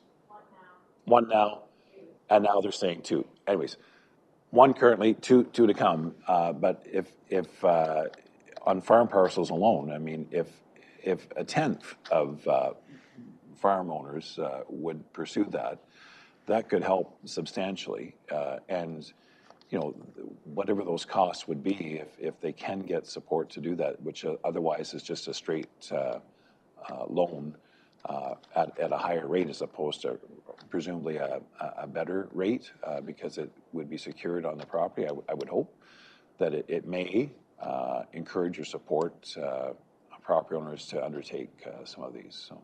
Yeah. I appreciate that. Yeah, and it is a new concept, and being a new concept is something that we need to get our heads wrapped around as well. And I agree. I think there's an opportunity there. And similar to a lot of things, we would look at each case individually, because how it's set up, there's probably a wide range of options there too. Good. Thank you very much. But the thing is to be open to it. And circumstances like that, I'm marginally interested in the notions around fractional ownership as well. And I'm not quite sure how financial institutions deal with, or if they deal with fractional ownership matters with regards to residential use dwellings. But maybe you can comment about that just loosely. I don't know a lot about that, to be honest. Again, it's one of the challenges that lending institutions will have is that the more creative we want to get, the more complex things might get. So the challenge is to be creative and try and keep things as simple as possible as well. Okay, thanks. Other colleagues, Mark, question? Dave, question? Yeah, anything? All right. Thanks, Marty, for joining us tonight. Talking about innovation a little bit, we have Mitchell Rhodes from the United Way. He works for the Community Renewal Company, and he's going to talk a little bit about the United Way's innovation and work in this realm. So welcome, Mitch. Thank you. It's good to see you all again. I was here not so long ago. So as Mayor Todd said, I'm Mitchell Rhodes. I'm the director of the Community Renewal Company, which is an initiative of the United Way. And what I want to start with is the creation story of the Community Renewal Company. So going back about 7 years or so, affordable housing and access to services became an issue with the community committees. And we have community committees around the region. So we have them here in North Perth and Stratford, St. Mary's, Goderich, and Northern and Southern Huron. And over the years, though, that issue did not go away. And so in 2020, my executive director, Ryan Erb, engaged with nonprofit housing providers. We don't really have any in the region. That question came up. There isn't really a significant nonprofit housing provider in the region. And so he engaged other ones. Indwell is one of them. They operate out of Hamilton and London. And he engaged with Indwell and others to see if they would come here and set up a branch or if they would do projects in this region. And the answer was that they didn't have the capacity to do that. And so having explored that and not having success with it, in 2021, Ryan, in my opinion, very courageously decided to have the United Way step into that space of trying to become a nonprofit housing provider. And what they did in that exploration is in 2021, they did a feasibility study and a business case. And based on those reports, the United Way board approved the Community Renewal Company to be an initiative of the United Way in December 2021. And one of the first steps that they did was to hire me. At the time, I was working in Halifax in Nova Scotia for the Affordable Housing Association of Nova Scotia. And I had started that position in 2015, so I was familiar with it. And I won't go into the details. Maybe afterwards with a beverage or something, we can go into this story. But it's a very interesting one on how Ryan and I connected and then how I ended up taking the job. But what we did when I started, one of the first things that we did is we assembled an advisory committee to help me out. I'm only one person working on that initiative. Now, of course, my colleagues work with it. It's an important initiative within United Way, but I'm the only employee for that department, if we want to call it that. And so we formed lots of people to join our advisory committee, and the first meeting was held in September 2022. And now some of the people, you'll probably know them. One of them is here tonight. Marty sits on that advisory committee, as does Dan Matheson, who was the former mayor of Stratford, and John Marshall, who has just recently stepped down as the chair of the board for the Huron Development. And then also Carolyn Baker, who is a local planner in the region and does a lot of work with municipalities. So those are some of the members on my advisory committee. And they help me develop a strategic plan. We're currently working on that, and it's expected to be released in this coming fall. And the Community Renewal Company, the name up there, that was always considered a placeholder. And so the United Way's marketing and communications team is working on rebranding that placeholder name, and that will be, I can't say it right now, I'm not allowed to, but that will be released when the strategic plan is released in the fall. So a new name is coming along with the strategic plan. Can I do the click? The green button? Just the up arrow. Oh, the up arrow. There we go. So long before I started with the United Way, this project has been in development here in North Perth. And we might have different names for it. I think of it as the Library, Affordable Housing, and Access Center project. That's just the way I think of it, because there's all those elements in this project. And I'm not even sure when people in this community started imagining this project, but in my mind, it is a fantastic project. It is fantastic. It has a new library. It has an access center that would have 15 to 18 social service agencies that would operate out of it, and it has 41 rental units. Now, the difficulty with this project is that it's hard to get it financed. And so often people say I come off as a bit negative, but I'm also going to be realistic when I talk about how to get this project financed. And so last time I was here, we did a presentation on the Rapid Housing Initiative. And council in my opinion, very generously said, yeah, go ahead with that application, because what do we have to lose in doing that? And so we put forward that application. We're expecting an answer, not an answer, we're expecting announcements to be made sometime in June of this year. So we'll see where that sits. Other applications that we've applied to through CMHC is seed funding, and also with the Canadian Federation of Municipalities. And so the seed funding and a study grant with the Federation of Municipalities would be to do the pre-development costs on this project. So doing environmental assessments and energy modeling, those types of things. And those funding from those sources could be stacked, so we could put them together. Then, if they were successful in those applications, then we would do that work, and then the next stage would be to go to a different funding stream. These get very, very complicated. So we either get the Rapid Housing Initiative. If it's not approved, then we would go to Plan B, which is the co-investment fund. And those working on this project, we've had great support from your staff here and a lot of frustration. And some of that frustration comes with the rules that are put in these funding streams that the federal and provincial governments have. So with the co-investment fund, there is a criteria that says not more than 30% of a project can be non-residential housing or non-residential component. And so when this project was designed, CMHC did, and I wasn't around at this time, but they didn't have an answer whether the access center would count as part of residential, because they would be servicing some of the people who lived in those apartment units. Since I've started, they've come back and definitively said, no, it does not count.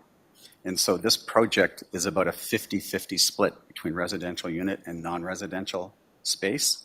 And so that co-investment fund will not fund it to the level that we would expect on this project.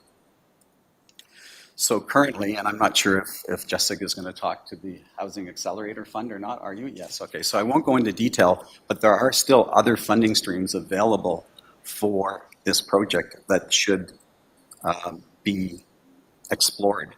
So earlier, CMHC had a webinar on the Housing Accelerator Fund that Jessica, I know, viewed, and so did I. And so there's going to be another decision for this council to make on whether they should go forward with that application or not.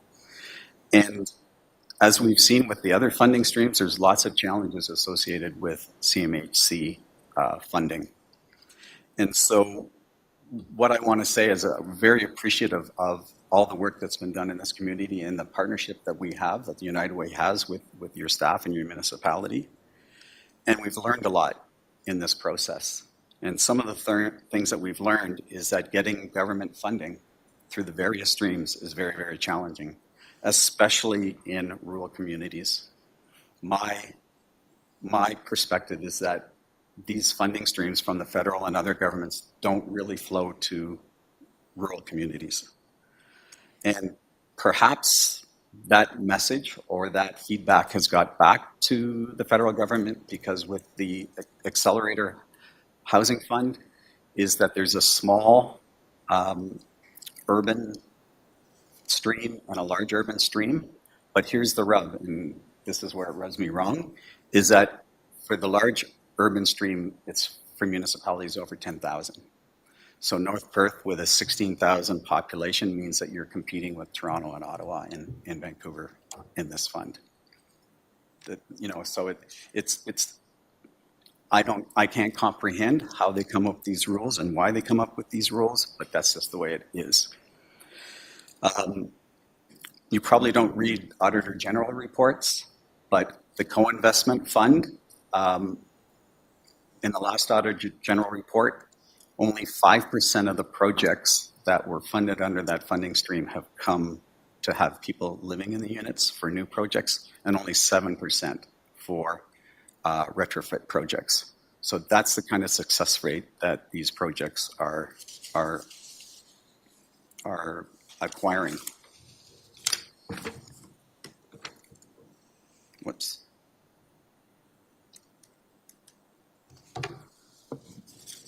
So because of the experience here in North Perth and working on the project that we just looked at, we are changing our tactic in our development projects. We have projects in various municipalities in the region, and we're changing our tactic. And what we're doing is in the design phase of projects, we're wanting to do them rather than the big project like we saw here. We're going to scale them down so that they can be done in a process. So maybe taking a piece of property and saying, well, we can start with a 4-unit stacked townhouse, or an 8-unit stacked townhouse, or a 12 or an 18-unit stacked townhouse, and progress it that way. That way you don't have to try to fund it all at once. You can do what United Way would do in our community bond campaign and our capital, and do it on a stage process, even though you have an overall plan for the project, but do it in stages to make it financially viable. And I mean, when we look to do projects like that, we're also going to look at the municipalities to do some in-kind things like waiving development fees and things like that. We've also talked about, but probably would not do it, but other people should think about this. It just might not rub the United Way board the right way, but that would be looking at, like if there's 4 or 6 buildings of these stacked townhouses that could be done on a site, then maybe doing the first project as condos and selling them to finance the rest of it. So that has been discussed internally at the United Way, but we're not sure that that fits with our philosophy, but it's certainly a tactic that could be taken. So this is a fairly esoteric type diagram, and I want to go into it a little bit because I'm familiar with this strategic planning tool. And there's been a lot of talk about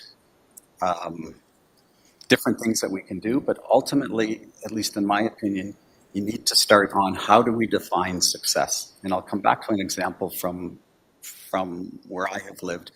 But how do we define success? So is it getting 4 units built? Is it getting 8 units built? Is it having people not living in housing poverty? What is our definition of success? And we're very reluctant, I find, as a society to actually come out and define that, especially when it comes to housing.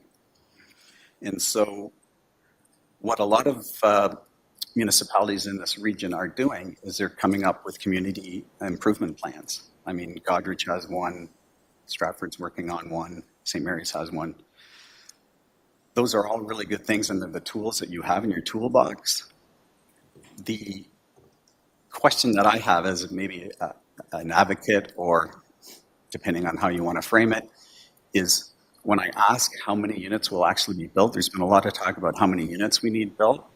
When I ask how many units will be built with these incentives, it's hard for anybody to come up with an answer.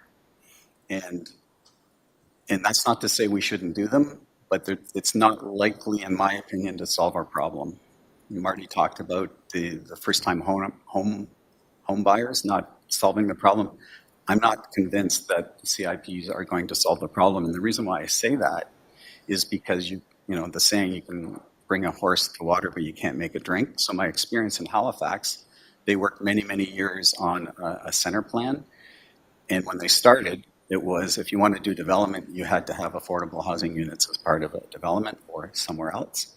But eventually it got watered down, and it gave developers 3 options. One was affordable housing, one was to do community amenities, and one was just to pay the municipality a certain amount of money for density bonusing.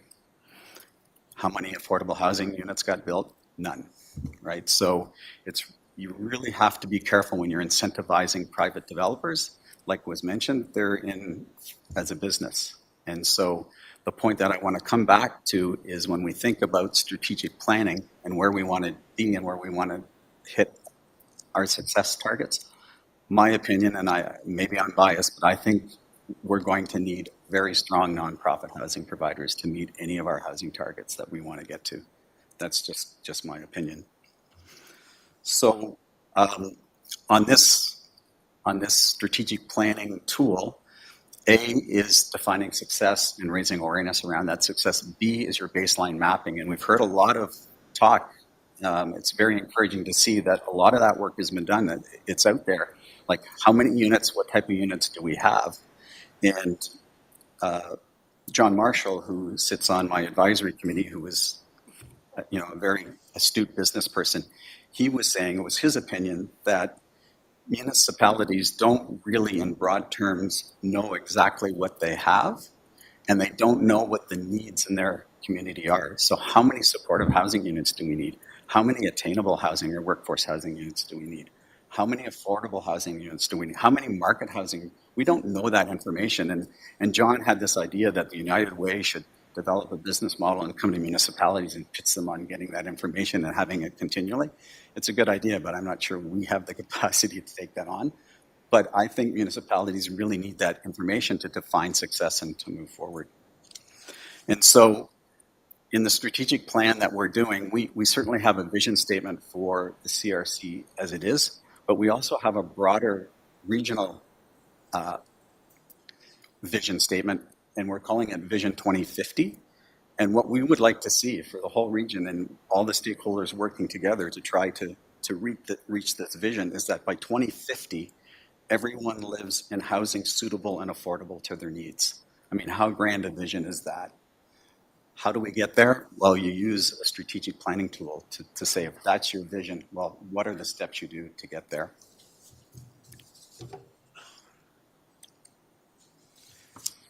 So I wanted to just step outside our box a little bit, and I won't take a lot of time here. I lived in Whistler for 8 years, and Whistler had a housing authority. And what the housing authority did is they had a mission and a purpose, but what was so, it started with how you define success. And so the way Whistler defined success, like, we all have to do official plans. In BC, you have to do official community plans. And Whistler decided to do went one step further and did an official sustainability plan. And part of that plan and the vision was, we want 80% of the people who work in our community to live in our community. And that is a really challenging thing to try to do, but the housing authority, that was their mission, to try to do that. And they had all sorts of ways to do it. You could buy a house for, at the time, and when I lived there, let's say in 2008, doesn't sound affordable, but like for a 2-bedroom apartment that a family with one child could live in was like $650,000. And you could buy it from the housing authority for that price, but there was limits on how much that house could go up, so that when it came time to sell or they left the community, people like nurses or teachers or firemen could then live in that house and not be priced out of the market. And it also had rent. They had lots of rent, and the rents could go up. And if you wanted to do any type of development, what the municipality did, a gas station, a hotel, a private home, a retail store, you wanted to build anything, you had to have workforce housing units attached with that development. Not necessarily on site, but somewhere. That was just what the housing authority did. So that's just one example of somebody stepping into a space and thinking about it differently. The other example that I want to use is far from us. It's in Vienna. Mercer International declared Vienna from 2009 to 2019 the best city in the world to live in. And one of the reasons why is that 200,000 people, there was 200,000 units, so 25% of the population lived in city-owned and managed properties. Now, I've never lived in Vienna, but I did visit there in 2006 when I presented my master thesis to a conference there. And I lived, Airbnbs didn't exist, but I went and rented along as other people and my colleagues in units that the city owned that they rented out for visitors like myself coming. They had 200,000 units. And the other part that they do is that they have rent geared to income, and generally it's between 20 and 25% of people's income for those units. And so that's how you make a city that people want to live in. Now, I know that would be very difficult for a community of this size, but I just wanted to present these ideas to get us outside and to expand our thinking. So thank you very much. Thanks, Mitchell. Much appreciated. Colleagues, questions, thoughts that you want shared with response to Mitchell's presentation? Alan, you got anything to say? Leanne, you want to go first? Okay. Thanks, Mitchell. Through you, Mayor Kiesenberg, I really appreciate the fact that in your presentation you talked about not only challenges, but you offered ideas about even where the Community Renewal Committee can take its next steps. And I really appreciated the idea of, the first attempt at a big project, but now maybe, doing some smaller scaled down, phased in types of projects might be the way to go. And I think that could be a good consideration, some good advice, even for us as a council to look at how we can move forward with some projects. So I really appreciate that forward thinking and thinking about, that next step after the fact that, we're facing some challenges with the projects that we have been proposing at the moment. So thank you. You're welcome. And not to give up on that wonderful project, but it may have to be redesigned or rethought or reimagined to make it happen. Right. And then I appreciate if you want to work with us, you've got some land, maybe we can reimagine how to get smaller projects up and running sooner than waiting for government to come forward with financing the bigger project. Yes, thank you. Okay, Alan? Thanks very much, Mayor Todd. Thanks for your presentation. I think back to Kim's first slide about definitions, it's always nice to know exactly what we're talking about. And your definition when we were talking about the funding that we're applying for our project here at the library site, and the fact that North Perth is a large centre by definition. One of the challenges with amalgamation, of course, is that we increased the size of, quote, listable from about 8,000 to some 15,000 people. So maybe the answer is that we say that this is listable as opposed to North Perth, and we might be below that 10,000 threshold. We explored that. Wouldn't that be wonderful? We explored that possibility already. I'm sure you did. And it's almost like the definition of a senior. Is a senior 55, or is it 60, or is it 65, or what is it?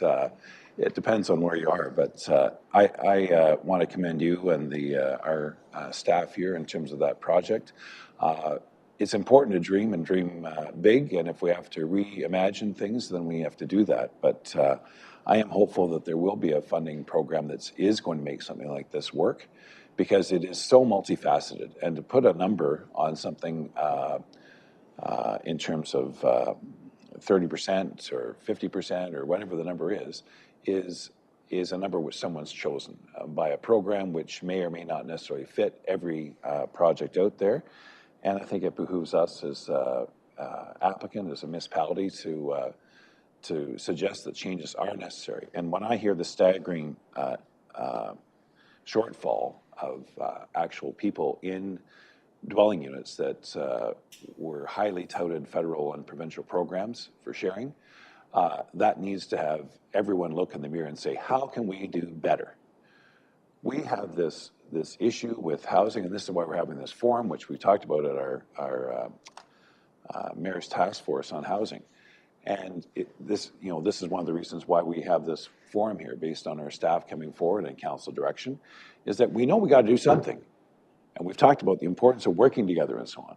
But with the programs that are put in place that people are applying for and doing all this work and so on, if they're not working, is the question, is the problem with the program, or is it the problem with the projects that we're doing? And I suspect that the answer will be, it's a problem with the program. And if there is that problem with the program, by golly, we better get ourselves collectively working towards better programs that are going to, and it doesn't have to be a huge project. As you said, I agree. If we can get, 4, 8, 20 units, well then, fantastic. But we better have a goal that we're marching forward and attainable.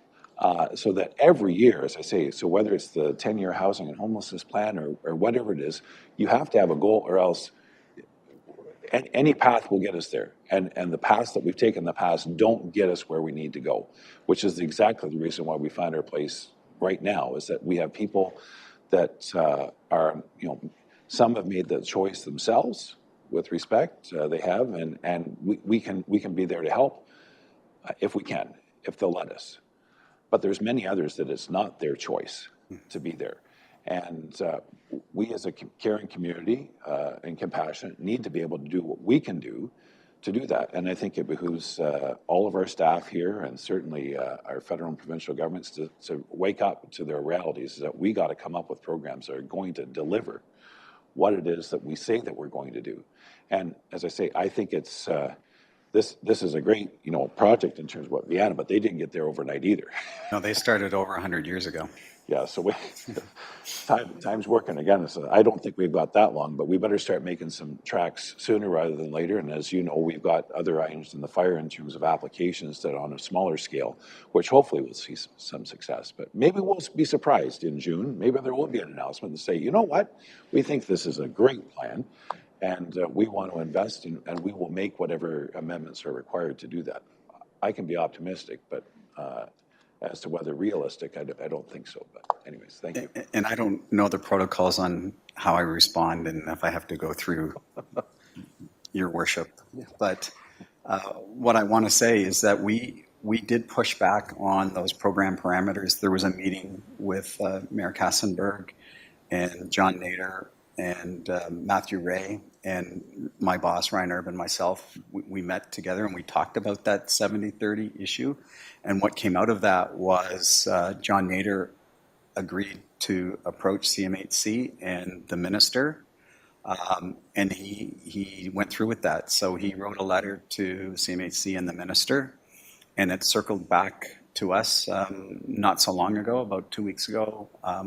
My boss, Ryan Erb, and I had a conversation with our service rep from CMHC, and I have to say I'm not confident, right? She said, well, I'll see what I can do. I will take, your concerns, but where will that go? If the minister isn't responding, if CMHC isn't responding at a higher level, that policy change will probably not be bent for the library project, although we have pushed politically on getting that rule perhaps bent. So we'll see what comes back, but I'm not optimistic, we'll just say. Candid with us. I mean, we can be hopeful, but as I say, we got to be realistic too. So let me just check in with Dave and Mark. Any questions or comments at this point? Okay. I think we're sort of coming up on a bio break, maybe a 5-minute break. Some of us have biological desires at this point. Leanne, did you want to ask? One last question. Don't walk away, Mitchell. One last question. Sorry, I thought and I then I was guess done. we'll take a break. 5 minutes. We've talked a lot tonight about advocacy with our governments, and which I recognize we need to continue to do at the provincial and federal levels. However, I don't hold a lot of hope with that kind of advocacy actually coming to any kind of fruition to get funding. So is the community renewal company looking at what other options can be done to seek funding for these projects? So what we imagine is if we can get some, I don't know, waive some of the fees at the municipal level, because we all know we need this type of housing. And then what we would do with the project, once it was scoped out and financed, it would be we would do a community bond. I don't want to go into all the details, but we would do a community bond campaign and a capital fundraising campaign. And what we've seen in other places, Guelph is one example, is if you can get close, so like I'll just make numbers up, if it's an $8 million project and you can get within $6 million, then often CMHC will come in as the heroes at the end and fund the rest, rather than going through all the hoops at the beginning to make the project viable. So, you know, that there's no guarantee there, but it is certainly a tactic to try and do, is to get it mostly funded and approved, and then, you know, go to CMHC and let them be the hero and get their money. Okay, thank you. Let's take 5 minutes, like literally 5 minutes. 7:25 gives everyone an opportunity for a brief bio break.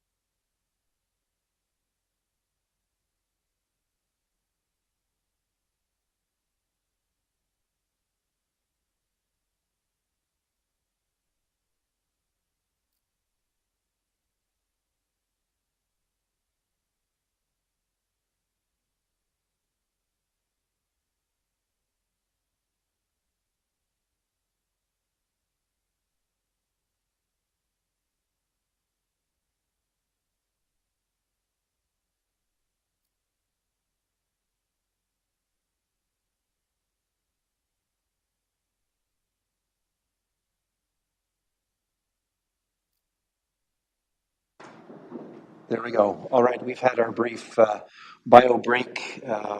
We have brought pizza into the chamber for those outside the chamber. It's appropriate for us. We're working through the supper hours, so please, for those in the chamber, you're welcome to have some as well.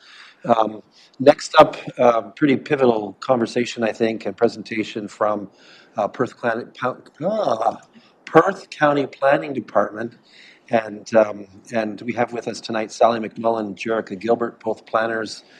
Sally is our manager of planning services. Jerica is an experienced planner in North Perth, quite familiar with our files. And we're grateful to have both of them with us. And thanks to the county team for permitting you to participate tonight as well. So welcome, approach the podium and take it away. All right. Well, thank you for having us and for the invitation, Jessica.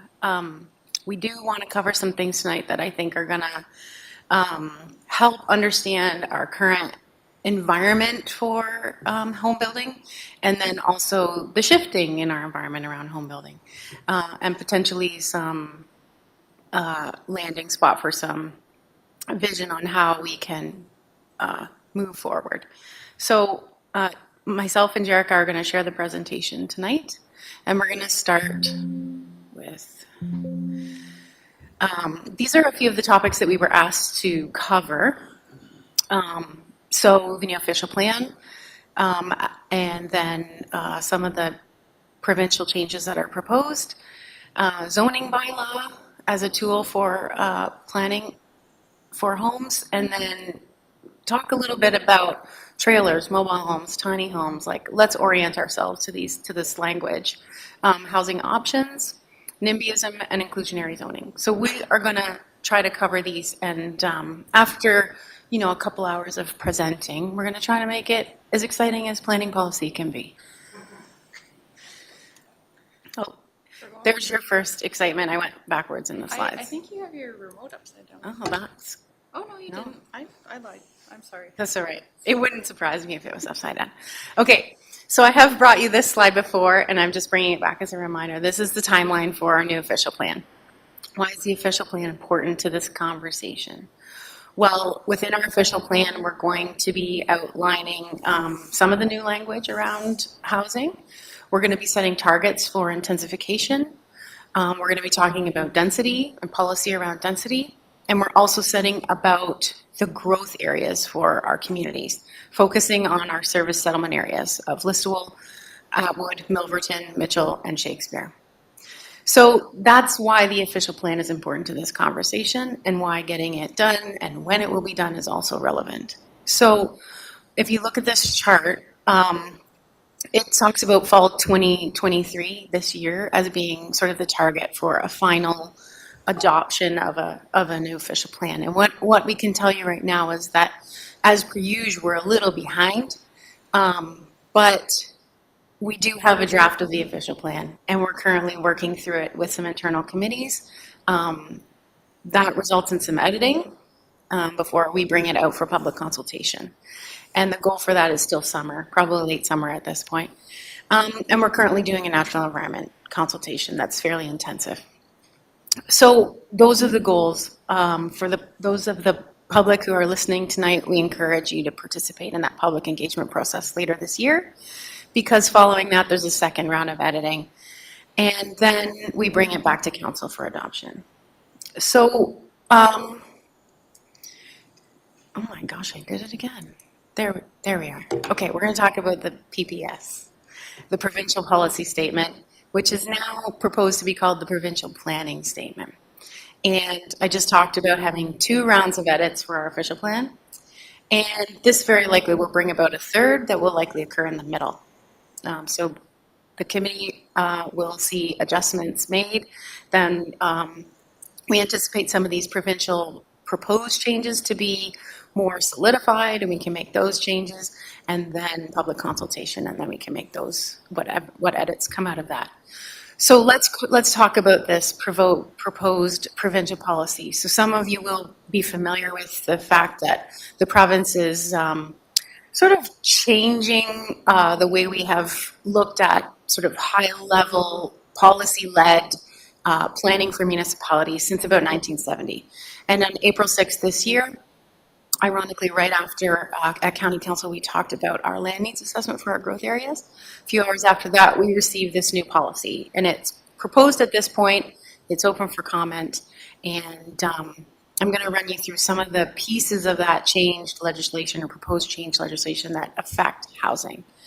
So these slides are more useful to you, I think, as reference after this conversation. They're a bit wordy, and I wanted to give you some information there. They're really right now sort of cues for me on what to talk to you about.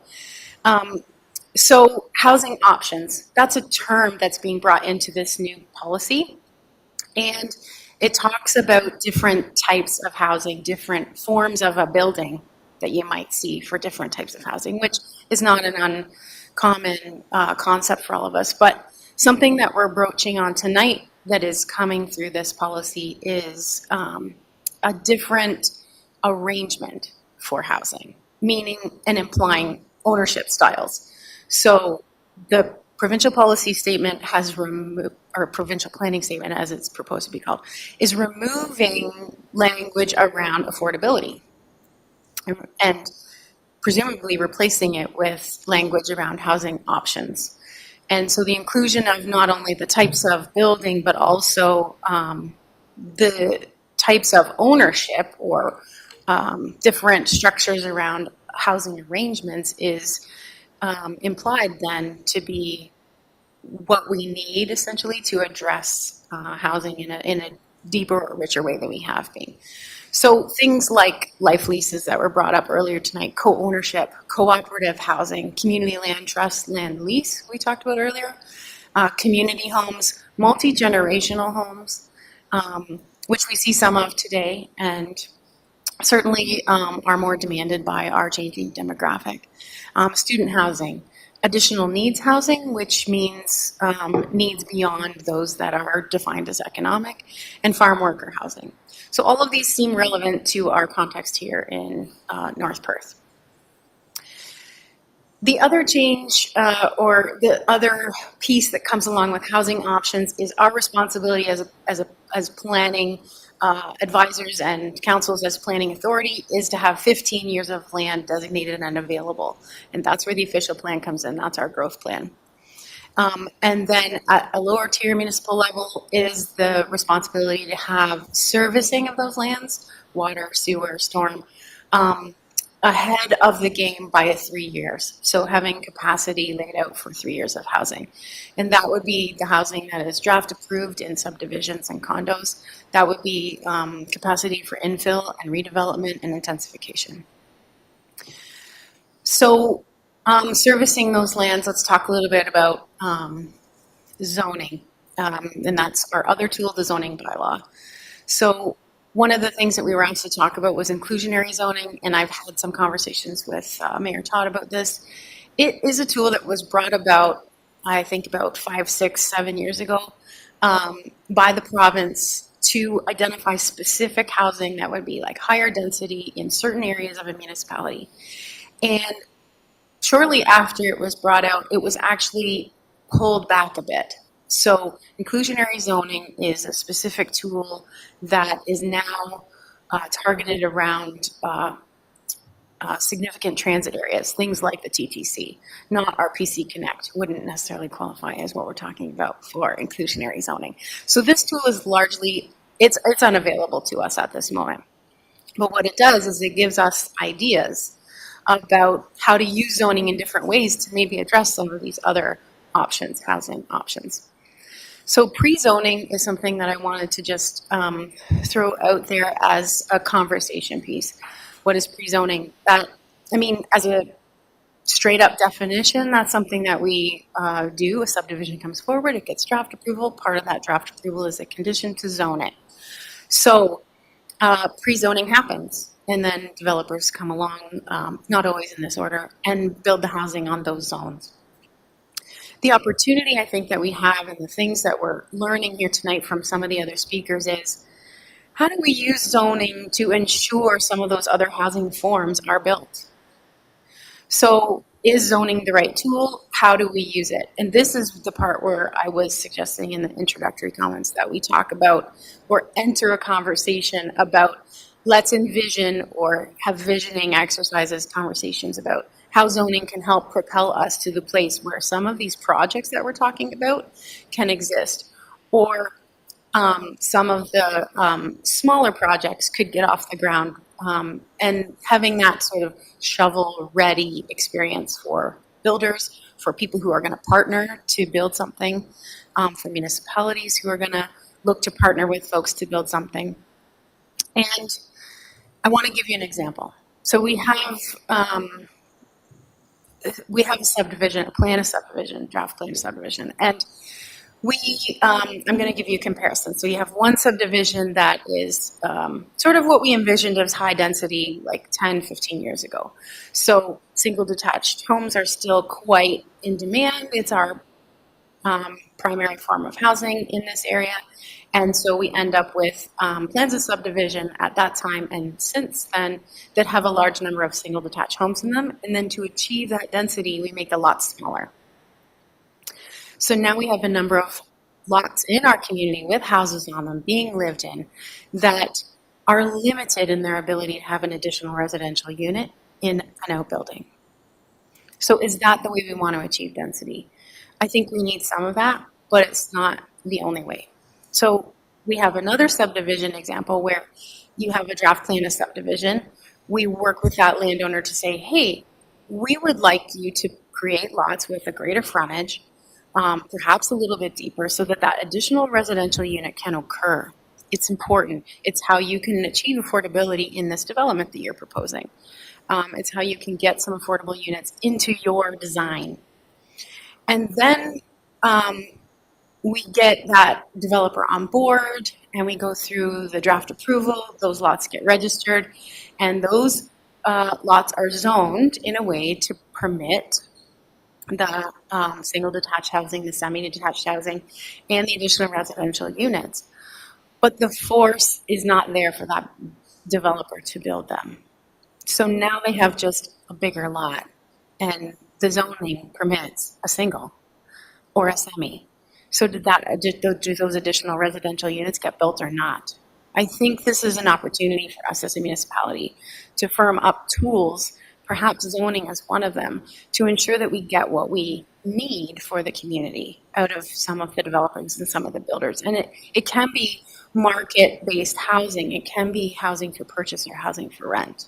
So that's where I think some of these smaller projects that we're hearing about tonight, certainly encouragement from other speakers, that we will spend a lot of energy going after the big projects and a lot of time hoping for that funding to come along. And there's certainly that path is worth going down.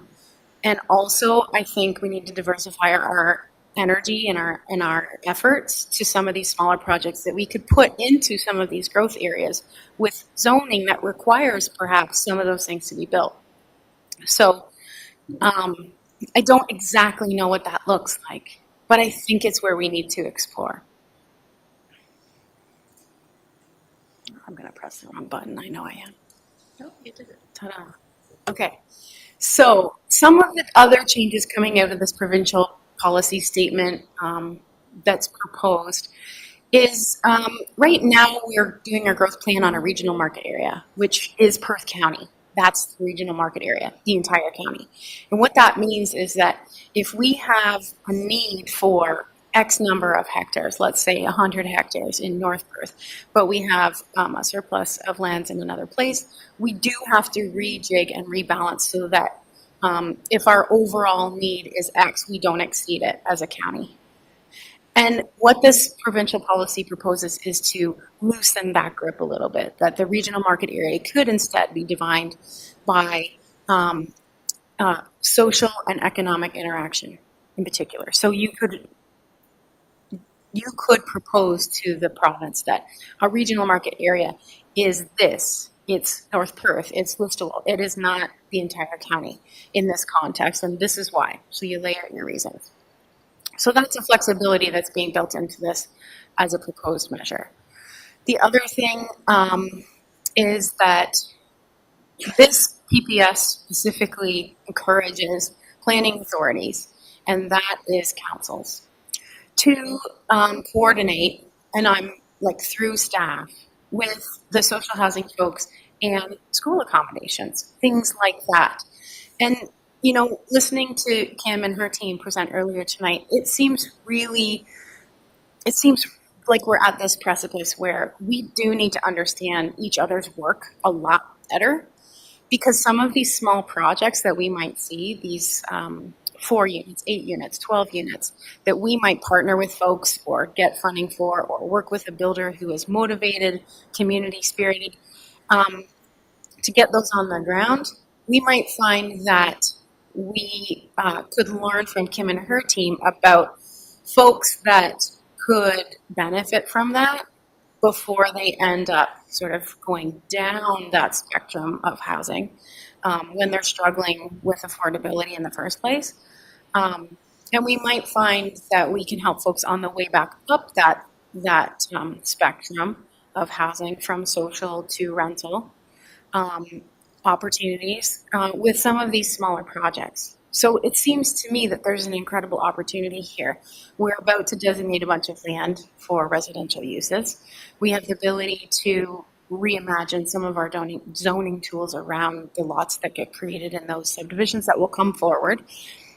Some of those lands are held municipally and can be used to leverage partnerships. And we have incredible data coming out of our social services team. So, like, it seems that many of the tools that we need to make something really great happen are around us. Okay, the other item that I've listed here, two that are sort of pretty big in my opinion, is this provincial change proposes to remove the comprehensive review requirement to expand the settlement area. And this maybe sounds like gobbledygook to many of you, but to me it's near and dear. When we have been planning out all of our growth areas, or when we receive proposals from developers who want to develop outside of a current settlement boundary, there's this requirement to do extensive study into the growth projection and the land needs assessment. And if this criteria or this checkpoint is removed, it's a pro and a con. One, that exercise of doing that math, projecting that, is an incredible way for a municipality to figure out how to accommodate growth. What is the growth that you're trying to accommodate? So it's still an incredibly valuable tool. And I would never encourage a municipality to go away from that exercise. In fact, I think it's something that should be very static on a 3 to 5 year basis. But if we remove it as a requirement, then it gives municipalities flexibility to entertain different proposals. That would be the expansion of service settlement areas, which is certainly our focus here in Perth County, because we get higher density there and we can prevent as much sprawl into ag lands as possible. But it also will give us this opportunity to potentially expand villages and hamlets where it's appropriate. And what does appropriate mean? Well, that is around the landscape, the groundwater, the ability to service those responsibly with private servicing. So it allows for that conversation to at least happen. And it also allows for the conversion of employment lands. So part of our growth plan is to set out not only residential lands, but employment lands for jobs. This is very specifically in this new provincial policy statement targeted at industrial warehousing. Sort of traditionally in our employment areas, we've also allowed some recreational, some commercial uses, and they're very clearly asking us to separate those two things. Employment lands for industrial type uses, warehousing, transportation related uses. But what they're saying is you can plan for those employment uses beyond your 25-year horizon, and if necessary and appropriate, you could convert those to a residential use if they're not developed yet without a comprehensive review. So that's what this provincial policy statement is providing in a way of flexibility. Then the final piece that I think probably everyone has heard of, if you've heard it, especially in Perth County, is if you've heard that the province is starting to shake up the planning regime that we've come accustomed to, and it has provided us with a pretty good quality of life around here with protection of resources and such, is that this provincial policy change also would permit or proposes to permit lot creation on farms. And that would be up to 3 residential lots coming off of farms, provided that those lots could meet the minimum distance separation to existing livestock operations and that they are aimed at lower productivity lands. So I think this is probably the most influential piece of this new provincial policy statement from a Perth County perspective, in that this could change our landscape dramatically. It could have serious consequences for livestock agriculture, but agriculture generally in our landscape, in this place where we have prime agricultural lands in a big way. And it's what makes the removal of the comprehensive review a little more interesting to me, because certainly entertaining a development proposal to expand a village or a hamlet is more attractive for us as a community and in the protection of prime ag lands than fragmenting our farms into 3 additional lots per farm. And furthermore, those 3 lots would be permitted a primary dwelling, just as the farm would. They would be permitted an additional residential unit, and now a 3rd unit. So 3 lots, 3 dwelling units, that's an extra 9 houses on an individual farm. And that could have really extreme consequences for farming in Perth County. So, I mean, all of that is based on adequate servicing and building codes and things like that. But this is an important thing to be putting our minds to. And there is certainly opportunities to learn more about not only the provincial policy statement, but also about the impact of the farm lot creation policies that are proposed. So I encourage you to follow presentations and things being made on this topic. The commenting period closes on June 6th, and I'll be making my presentation to the County Council on this coming Thursday with recommendations on how we would comment as a county on these policies and the proposed changes. So that gives you a little rundown on where we're at with our official plan, maybe some of the possibilities that we could have is with zoning as a tool, and where the proposed changes are provincially. And I think what we'd like to do now is shift into a conversation about our current local context. So let's talk about the North Perth zoning bylaw a little bit. All right. Thank you, Council, for having us here tonight. You folks normally see me at the end of the planning approval process when I'm before you providing recommendations on approvals. I also do a lot of work with our public works staff, with our building officials, with the public, with our developers on conceptualizing what these applications look like before you receive them. So I just wanted to do a quick back to basics on what exactly we're talking about when we're talking about housing in North Perth. And to start with that, I just want to go into what we're talking about when we're talking about dwelling units. So at the end of the day, planning considers a dwelling unit basically an independent space. So that's bathroom, kitchen, cooking facilities, and sleeping areas that could be used to house someone. The zoning bylaw doesn't provide minimums on what a dwelling unit can look like, because that's all regulated through the building code. And we have great building officials that work with our builders to ensure that developments are up to code. Dwelling units can be either permanent or they can be temporary or portable. And by portable, we mean they don't have a basement and they could be removed without a lot of effort. And in our case, our zoning bylaw considers dwelling units either primary or accessory or additional. So the great thing about our zoning bylaw is there is already a lot of housing typology that is accepted.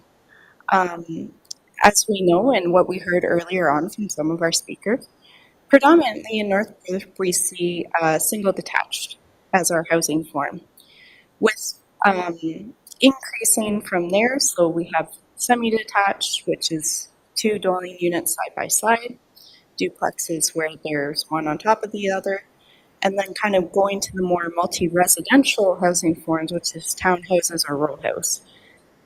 Linguistically, there's no difference between a townhouse or a row house. It just means that it's units being divided into 3 or more units. If we talk about stacked townhouses, as you folks know, we had an amendment earlier this year to our stacked townhouses definition last fall. So that's when units can be stacked on top of one another in addition to side by side. Then we're going into our more intense apartments, triplexes, fourplexes. These are all words on a screen. So this is a really good graphic I like from the City of Toronto Urban Design Guidelines on different types of housing typologies. So there is quite a range, and we're hoping that over time, especially as we focus more on increasing density in our settlement areas, that we can encourage developers to maybe turn away from single-family homes and to building more semi-detached duplexes, townhouses. We're not really at the point in Listowel or Atwood where we're expecting high rises, but definitely encouraging some more of that gentle density is what the planning department tries to do when we're speaking to applicants about their potential proposals. There is definitely a focus on single detached still at this point in time. And a lot of that has to do with building costs, market trends, and also kind of perceptions of what people will accept in our communities. That can have an influence on developers as well, on how difficult it will be for them to go through the planning process. There's additional housing types, so those are kind of our broad range residential, sorry, these are all residential units, but these are kind of our more interesting types. So cluster housing just means a group of dwelling units on a lot that don't necessarily all have access to the same lot frontage. We can see this in agricultural areas where you have houses built together in groups, condo developments, that type of thing. Garden suites are portable units that were proposed. They gained popularity, I would say, about 15 years ago. There's probably planners in the room that can speak more to that than I can. As affordable units, particularly aimed at seniors. So temporary, meant to only be in place for 20 years, and were basically a way for family members to kind of, they were the pre-cruiser to additional dwelling units, I would say.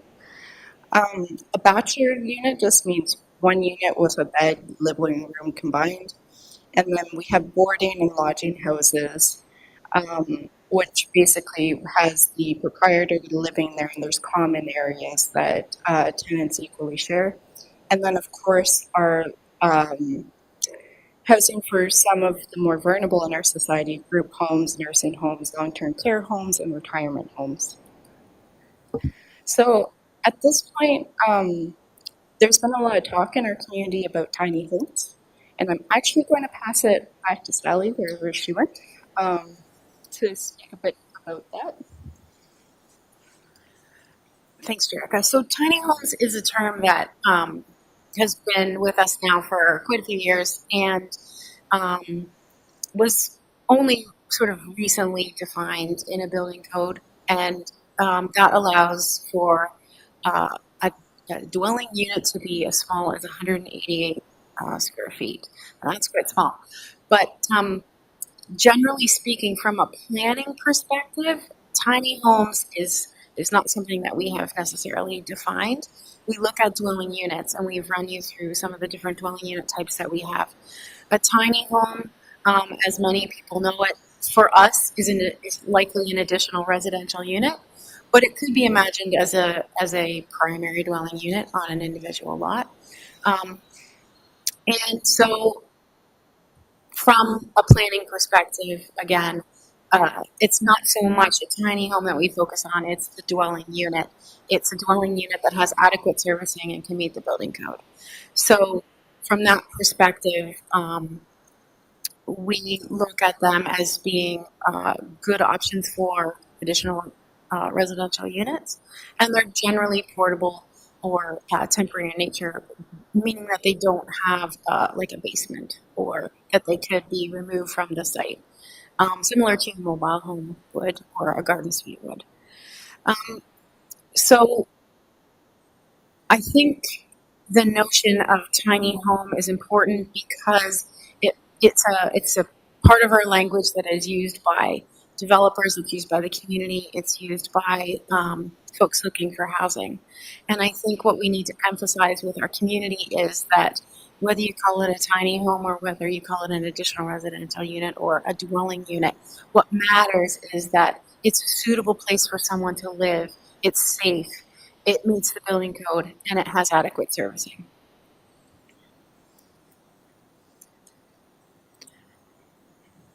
One of the other things we wanted to talk about was the number of dwelling units per lot. We've talked about it a little bit, and we've sort of considered it, I think, from the perspective of a settlement area and from a farm. And in a settlement area, certainly the limitations will be the size of that lot or the capacity of the existing building if it hasn't been purpose-built for an additional residential unit. We have a schematic later to show you sort of the different forms, shapes, or styles of additional residential units that are possible. And in all of our current settlement areas right now, the service settlement areas rather, a second unit is clearly permitted through zoning, and a third unit is permitted by virtue of Bill 23, which we received last fall. So even though our zoning bylaws haven't been updated for this language, a municipality must permit them in serviced areas. So what Bill 97 does, and that's the changes that we just received on April 6th of this year, is it removes the language an urban parcel of land and replaces it with parcel of land. So what that means is that now a third unit can be considered on lands that are not publicly serviced, so private servicing, which now gets us into our villages, hamlets, and farms. So typically speaking, or generally speaking, a property that permits dwellings or is set up for residential use would be allowed to have a primary dwelling and up to 2 accessory or additional residential units. And again, at the end of the day, a must for any of the dwelling units is that they meet the building code, that they're adequately serviced, and that they meet the zone provisions, so setbacks, coverage, lot coverage, and parking requirements. And an additional criteria for farms would be that they are within the building clusters and that they share a laneway and servicing with the primary dwelling.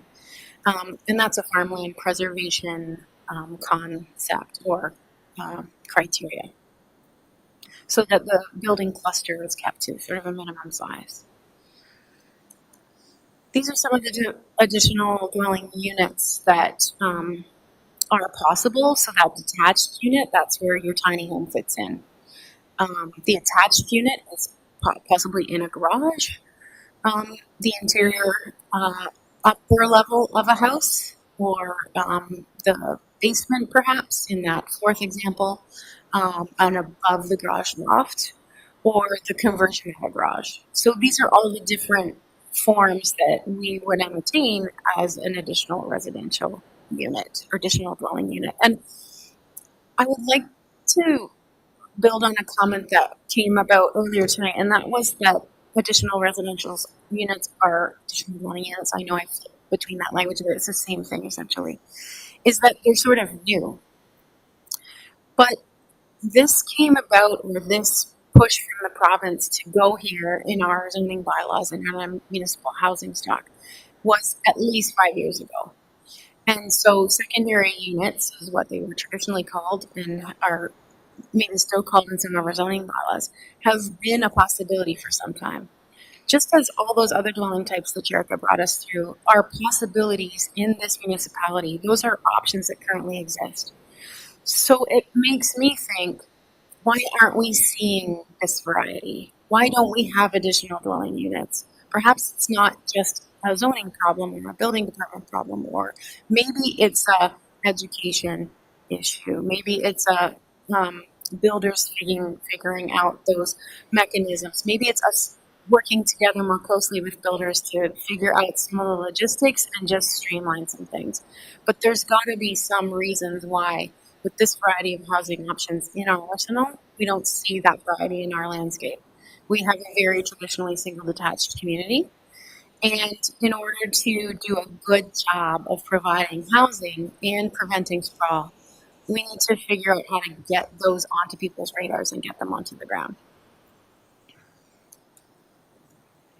Okay, some of our other issues, and I think Jerica can also speak to this one because, and actually some of you as well at the council table tonight, we've all been at a public meeting where somebody said about a semi, which we learned earlier tonight is a $600,000 home.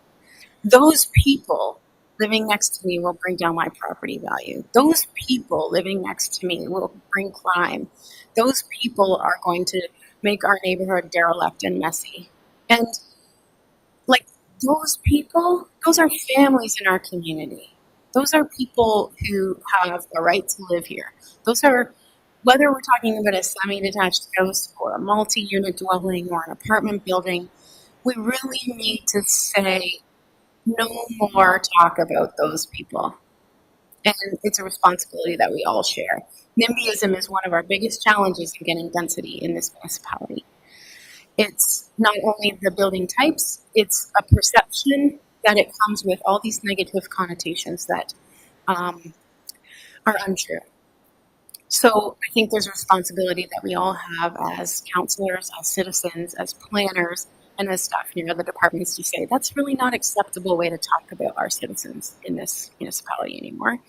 And it's preventing us, or at least a barrier to us, from getting different housing types in our community that are needed and wanted by the people who live here and the people who work here.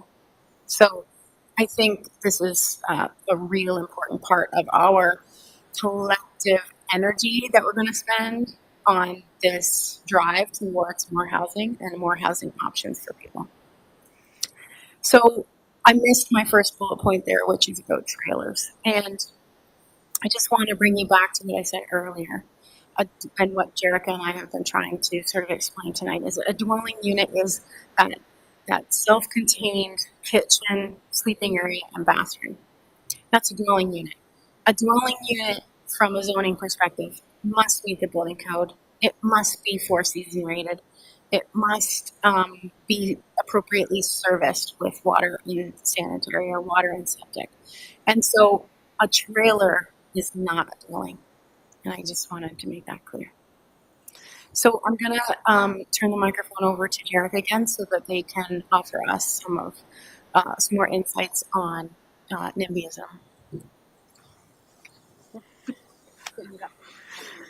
All right. Yes, and I think all the points that Sally is making are really poignant and like really relevant to this conversation. And I do want to applaud our councils in Perth County that I do believe that you folks are seeing the housing crisis in front of us. It's just based on the development planners' interactions with some of our community members. It's oftentimes kind of interesting that a lot of people in our communities don't recognize that a lot of folks are having challenges obtaining housing and that how far it kind of goes. And I think that just making sure that we're promoting that, hey, like our settlement areas are places where we want to encourage growth and also continue to make them great places to live, like continue to look after the natural environment, continue to look at all these factors and lenses that are given to us in our official plan and zoning bylaws and other like provincial policies. It's really important and essential for ensuring that the developments that we're passing are going to be good, not just for next year or 5 years, but for the future of our North Perth communities. So that's all I kind of have to say there. But we're happy to take council's questions or anyone else's questions in the room, and definitely want to see this conversation continuing. And yeah. All right. Thank you very much to both of you.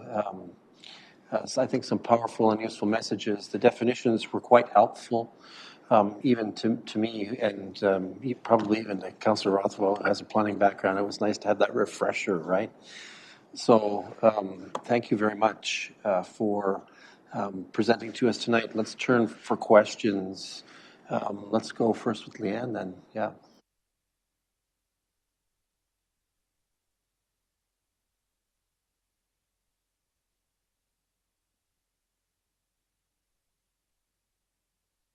Sorry, just have some clarification around farms, because I think this is so new, so I'm trying to get my head around it, being that, of course, I'm in the agricultural community. So now a farm could have 3 dwellings on it. Is that right? As long as they use the same laneway? So the current legislation is Bill 23, which does have what Sally referred to as the parcels of urban residential land. And I actually really enjoyed that definition in Bill 23 because it basically said that as of right zoning, so the ability to have 3 dwelling units per lot, despite what the official plan and zoning bylaws say, was restricted to basically service lots. You had to have water service and you had to have sewage services, which for North Perth, that's basically only Atwood and Listowel. What Bill 97 proposes is to remove that definition and just have parcels of land. So in effect, if Bill 97 goes through to final reading, so right now it's at the second reading. I believe it's at the Standing Committee for Heritage Infrastructure, and so it hasn't come into effect yet. But if it passes, yes, you will be allowed to have 3 dwelling units on a farm lot if Bill 97 comes into effect. Does that help? Big change. That's such a change from historic usage, right? Interesting. Thank you. It was just a shock, right? Thank you. Let's go over to this side of the table. Mark? Thanks, Sally and Jerica, for the report. Your passion for zoning really shows. So what's what do you think is the best way to educate on for our builders and developers and residents on infilling, like for semi-detached dwellings and increasing density? We probably both have some thoughts on this that are maybe the same and some that are different. Infill it's something that costs more than greenfield development. So the education is around what is it going to take, and that's sort of a property specific question. So I've looked at intensification or residential proposals that are infill, like single lot stuff. That is somewhat straightforward, but sort of like a condo development on a formerly commercial lot, that's a whole different game. So the costs involved with getting that property to shovel ready and the cost of building that structure that probably is going to be limited in the number of units if we're sort of limited to 3, 4, or 5 stories, and we're limited in the lot area because it's an infill lot, then the number of units that the builder can build that in turn they could profit from is less than building an apartment on a greenfield. And so they're less attractive because of those cost issues. But from an education perspective, I think it's similar to additional residential units. It's like, let's pull together and show people what that means. So Perth County had a housing forum, I want to say a year and a half ago or 2 years ago, and we had a woman come from Chatham-Kent who had gone through this process of building an additional residential unit in her rear yard, similar to the one that Marty showed us in his slide. And she explained her process and her everything from financing to building permits. And it was very helpful for someone to imagine themselves in her shoes. And I think we need more of that. We need testimonials. We need maybe the building department, the planners, the economic development folks. We get together and we put on workshops. We've recently started partnering with, they just renamed themselves, but the Stratford and Area Business or Builders Association. They are now called something different.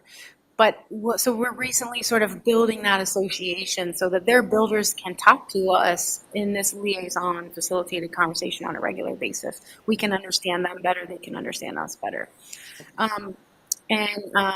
We have a tour coming up for councillors on different types of high density housing. So I think those types of initiatives help people imagine themselves doing that thing.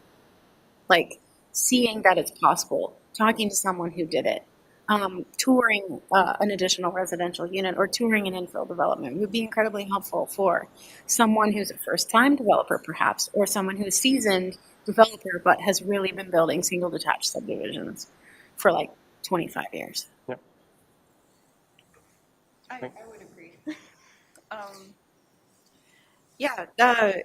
All of what Sally just said, I think also just maybe even have some guidelines for what infill can look like, and then also possibly tying it to other municipal initiatives. And when I say municipal, I also mean provincial and federal, because oftentimes when we're talking about encouraging density and stuff like that, right now, I feel like the housing crisis has really put a huge lens on the affordability and attainability part, but higher density housing also helps us meet our climate change action targets. So kind of educating people on where those synergies can exist for other initiatives for our communities. And honestly, I think a lot of it will have to, as the other presentations have come down to really hammering home, is there needs to be sustainable funding programs if we want some of these more creative projects to be built, because it's not necessarily a goal of the private market to supply them. And if I could just add a point to that, it would be that the goal of affordability or attainability is more than just the dwelling unit itself. If you are in the group of folks who have to choose each month between feeding your kids or feeding yourself and your rent, you have to choose your rent. And then the likelihood of having a vehicle is out of the question. So there's folks there. There's folks just beyond that who have to choose between rent and food and a vehicle. So having communities that have the density that we want to achieve also comes with doing a really good job of planning recreation for those people, planning active transportation so that they can get themselves to the grocery store, they can get themselves to work on a bike or on foot. Okay, thanks, Mark. Dave, you have any questions? You have more of a comment, recommendation, before I know Councillor Rothwell has a book to go at you, so. Sally, I understand you're gonna make a recommendation to County Council on Thursday. Just please make it strong. A couple swear words wouldn't even hurt in there, I don't think, on the farmland, because if you read what was in the, I believe it was in the London Free Press about Oxford staff, you know, saying that potentially losing 10% of the farmland in Oxford County in the next number of years. So those numbers would likely be very similar to Perth County. You know, 5 to 10% of our farmland gone out of productivity is, that's appalling. So yes, please keep it strong if you can. Thank you. All right, thanks, Dave. Alan, let's not have a book at this hour, but okay, carry on. Thanks, Mayor Todd. Thanks, councillors, and thanks Your microphone is off. Your mic. Thank you, Mayor Todd. And thank you, Sally and Jerica, for your presentation. So going back to Councillor Andreessen, and thanks for your wonderful discussion point about additional dwelling units that are currently permitted on farms, as well as what's proposed under Bill 97. But again, the bigger part of this is what Councillor Johnson raised, and we've talked about earlier, is the 3 new lots on a farm. So that's where the multiplication happens here in terms of 3 lots, and let's use a 100-acre farm just for 40.4 hectares for our metric folks. That three units on that original farm parcel, as well as 3 more each on each of the 3 new parcels, gives us 12 total, by my math. And my understanding through Sally in the report, there's some question as to whether that's 3 new lots or whether we have 3 total, like 2 new, yeah. So wherever the math is, it's a big number.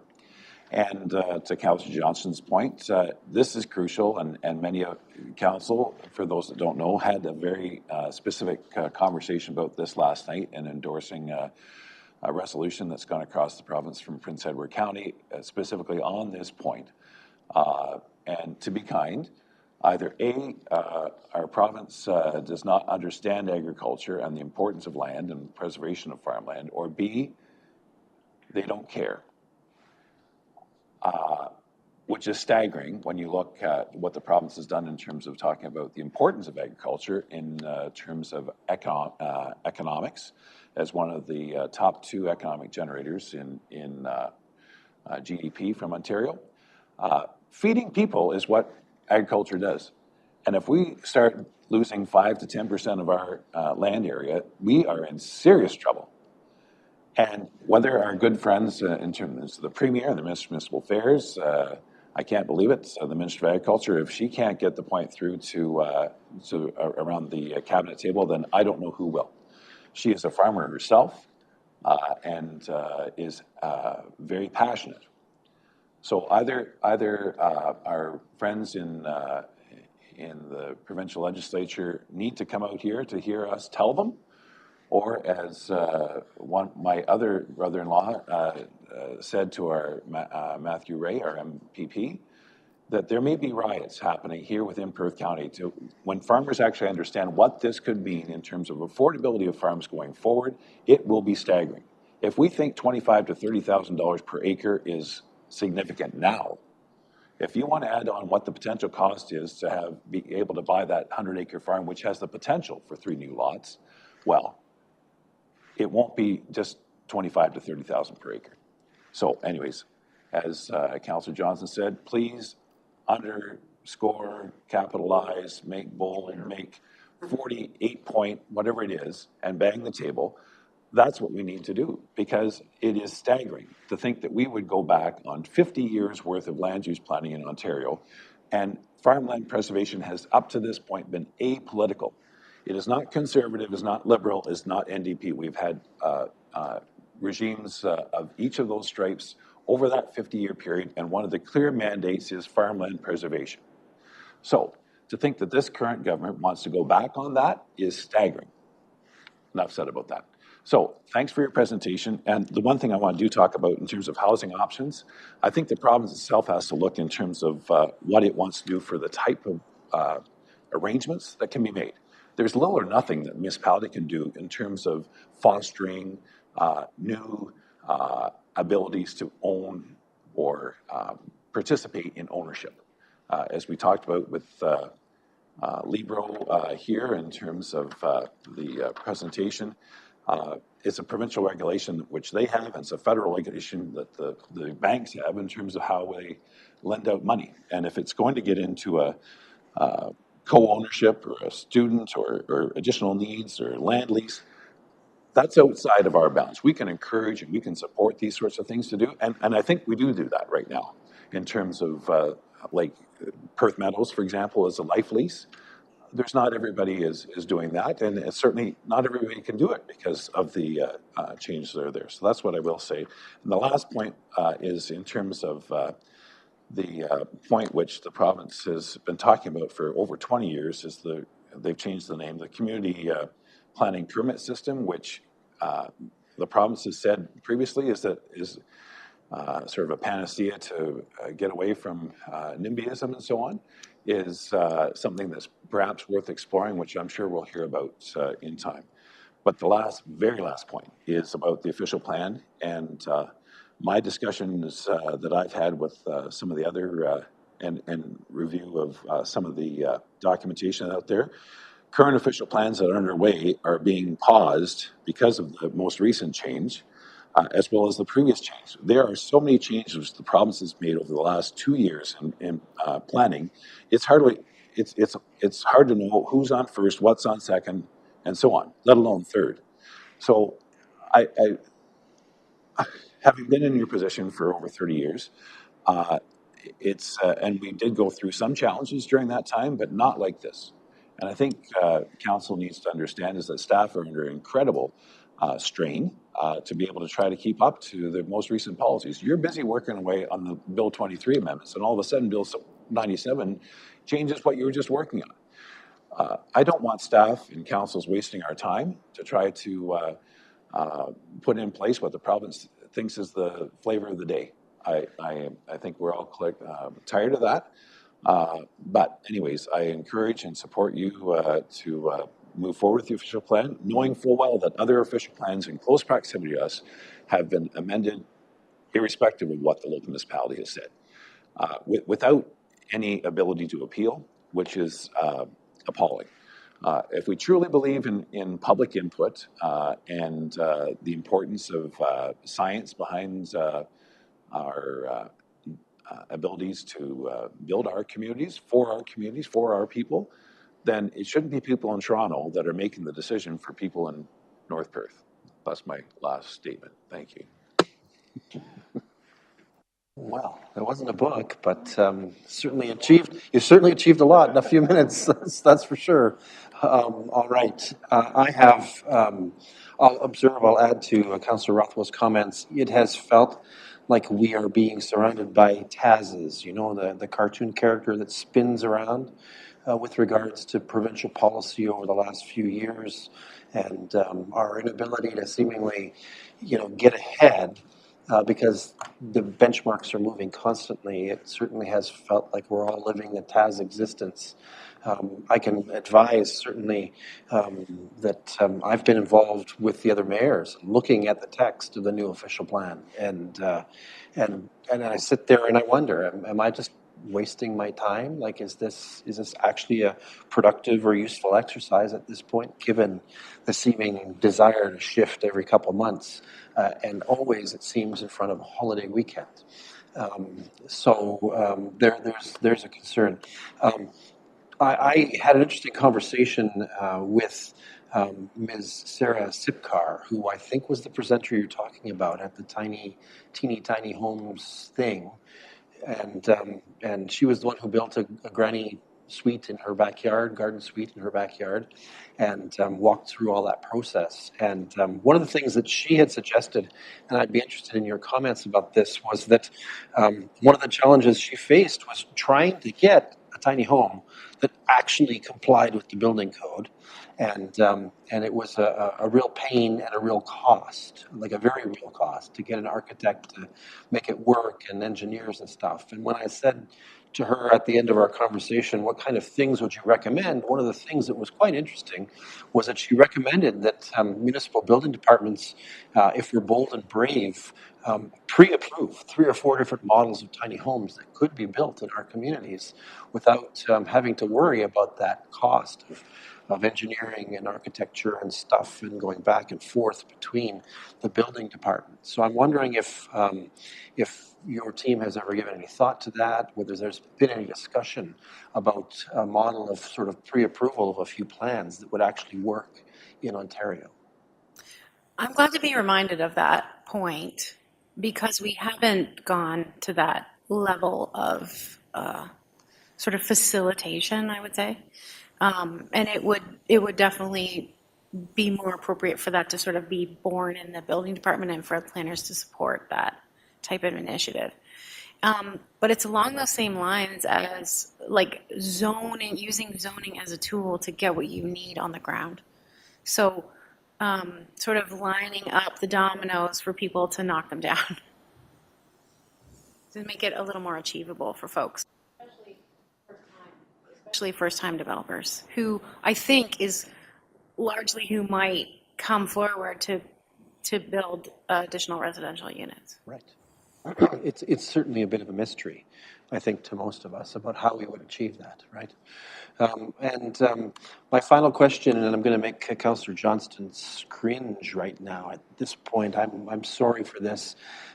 We've gone through a process over the last 5 or 6 years in Perth County wherein we have severed residences from farms where the residence has been declared surplus to consolidated farming operation. And so we have all these farms that don't have a house on them and that we've put conditions of various types in place in the terms. And now we hear about this planning statement, and it leaves me wondering if, in fact, there's the possibility that someone who has a consolidated farm operation and has a farm without a farmhouse because they severed the first one off can actually put 3 or 4 of them into that blank farming lot, parcel of land, based on your earlier comments. Well, my read of it is that the surplus policies are largely unchanged and that prohibition on the retained land still exists, which is confusing and worth a second look. Okay, I would want to be pretty darn sure of that because I don't think that we would want to see all these farms that have been severed from their houses all of a sudden popping up with planning applications to build new homes and 3 lots worth or 4 lots worth of new homes on those properties. Yeah, I think it goes back to the house being surplus means that the farm doesn't need that house. So if you don't need it, then the prohibition on the retained land to build another one seems to make sense. Indeed. And that policy is unchanged. Indeed. I hope that's the case. I would ask if you would, as follow-up, to just check that again and, if necessary, consult with the appropriate folks in the province in terms of their intent around Bill 97 with regards to that. Yeah, it's right in the text, and I will let you know on Thursday when I present this to you again. Okay, thank you. Anyone else with final questions? You hope she's right. I knew Councillor Johnston would cringe in my asking that question. Anyone else? Leanne, anything more? All right. Amazing presentation. We've had this amazing night of education from so many so far. And now we get to turn to our own instrument in our thinking and planning around all this. We apologize, Jessica, that it's such a late night for you, but we're glad to have you with us and look forward to you doing a wonderful consolidation of some of the stuff that's been talked about and talk about our own initiatives tonight so that we can get caught up.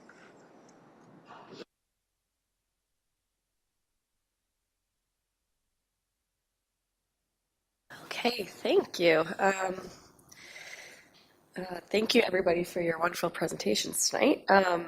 So the purpose of my presentation is to review the work that has been completed and or initiated in recent years by the municipality related to housing and highlight some upcoming funding opportunities.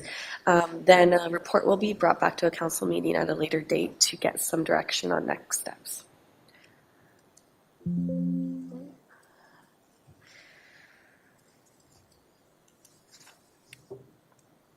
I'm having the same issue.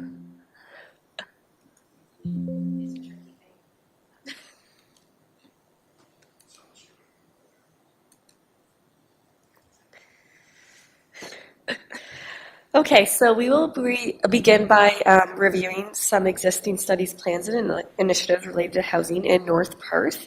This is represented by 5 key documents.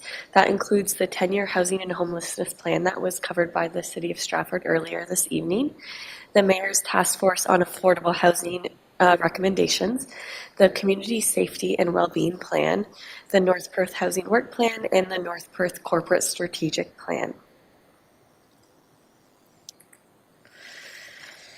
The Mayor Task Force on Affordable Housing presented a total of 12 recommendations to Council in December 2019.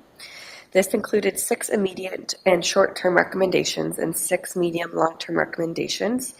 As we are all aware, shortly after these recommendations were presented, the pandemic struck and some staff attention had to be redirected. Listed on this slide is the immediate and short-term recommendations that were recommended by the task force, and highlighted in blue are some recommendations where work has been initiated to date. So I will read through these for council and the public's information.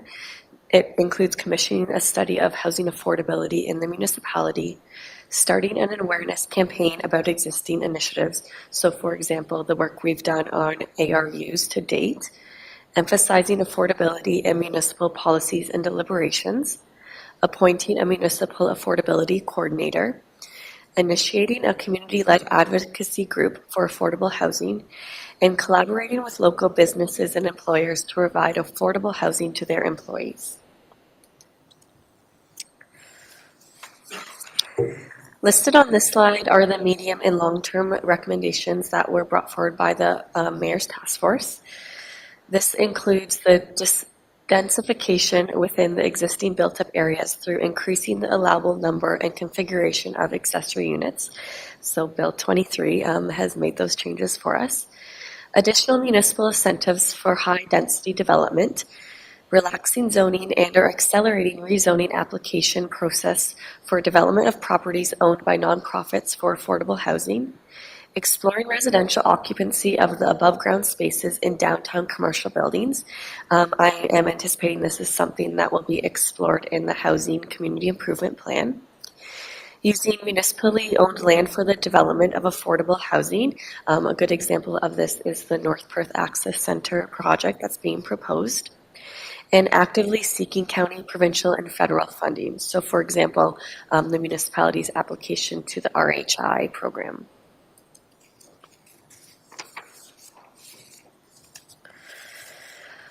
North Perth Council adopted the Community Safety and Wellbeing Plan, which runs from 2021 to 2024, along with an implementation plan in May 2021. This plan provides a roadmap for collaboration for the participating municipalities. It ensures a proactive and integrated approach to addressing local crime and complex social issues on a sustainable basis. The plan outlines key priorities for safety and well-being that have been identified by residents. Adequate, affordable, and attainable housing is a priority area in the plan and is featured on the slide. The plan recommends working with existing groups and other partners to support the strategic objectives identified in the Housing and Homelessness Plan. Municipal staff involved in the Community Safety and Wellbeing Plan implementation will be bringing an update report to Council in the coming month. A housing work plan was approved by Council in late 2022. The work plan includes 3 areas of focus.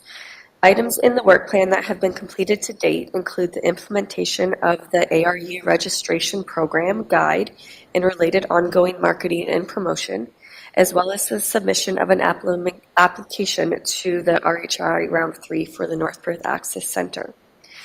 Initiatives and budgetary requests related to the work plan were also included in the 2023 budget, and that is the development of a housing community improvement plan and environmental and planning requirements to prepare a shovel-ready housing project in Atwood.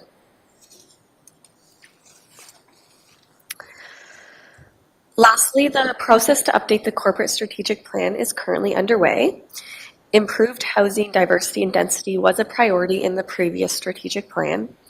Through the various consultation activities that have been done to date, housing affordability and attainability has been voiced as one of the key concerns, key issues that the updated plan should provide strategic direction on. Council will have the opportunity to provide their direction for the strategic plan at upcoming workshops in June and July. Next, I'd like to share an inventory of the municipal land that is currently owned by the municipality.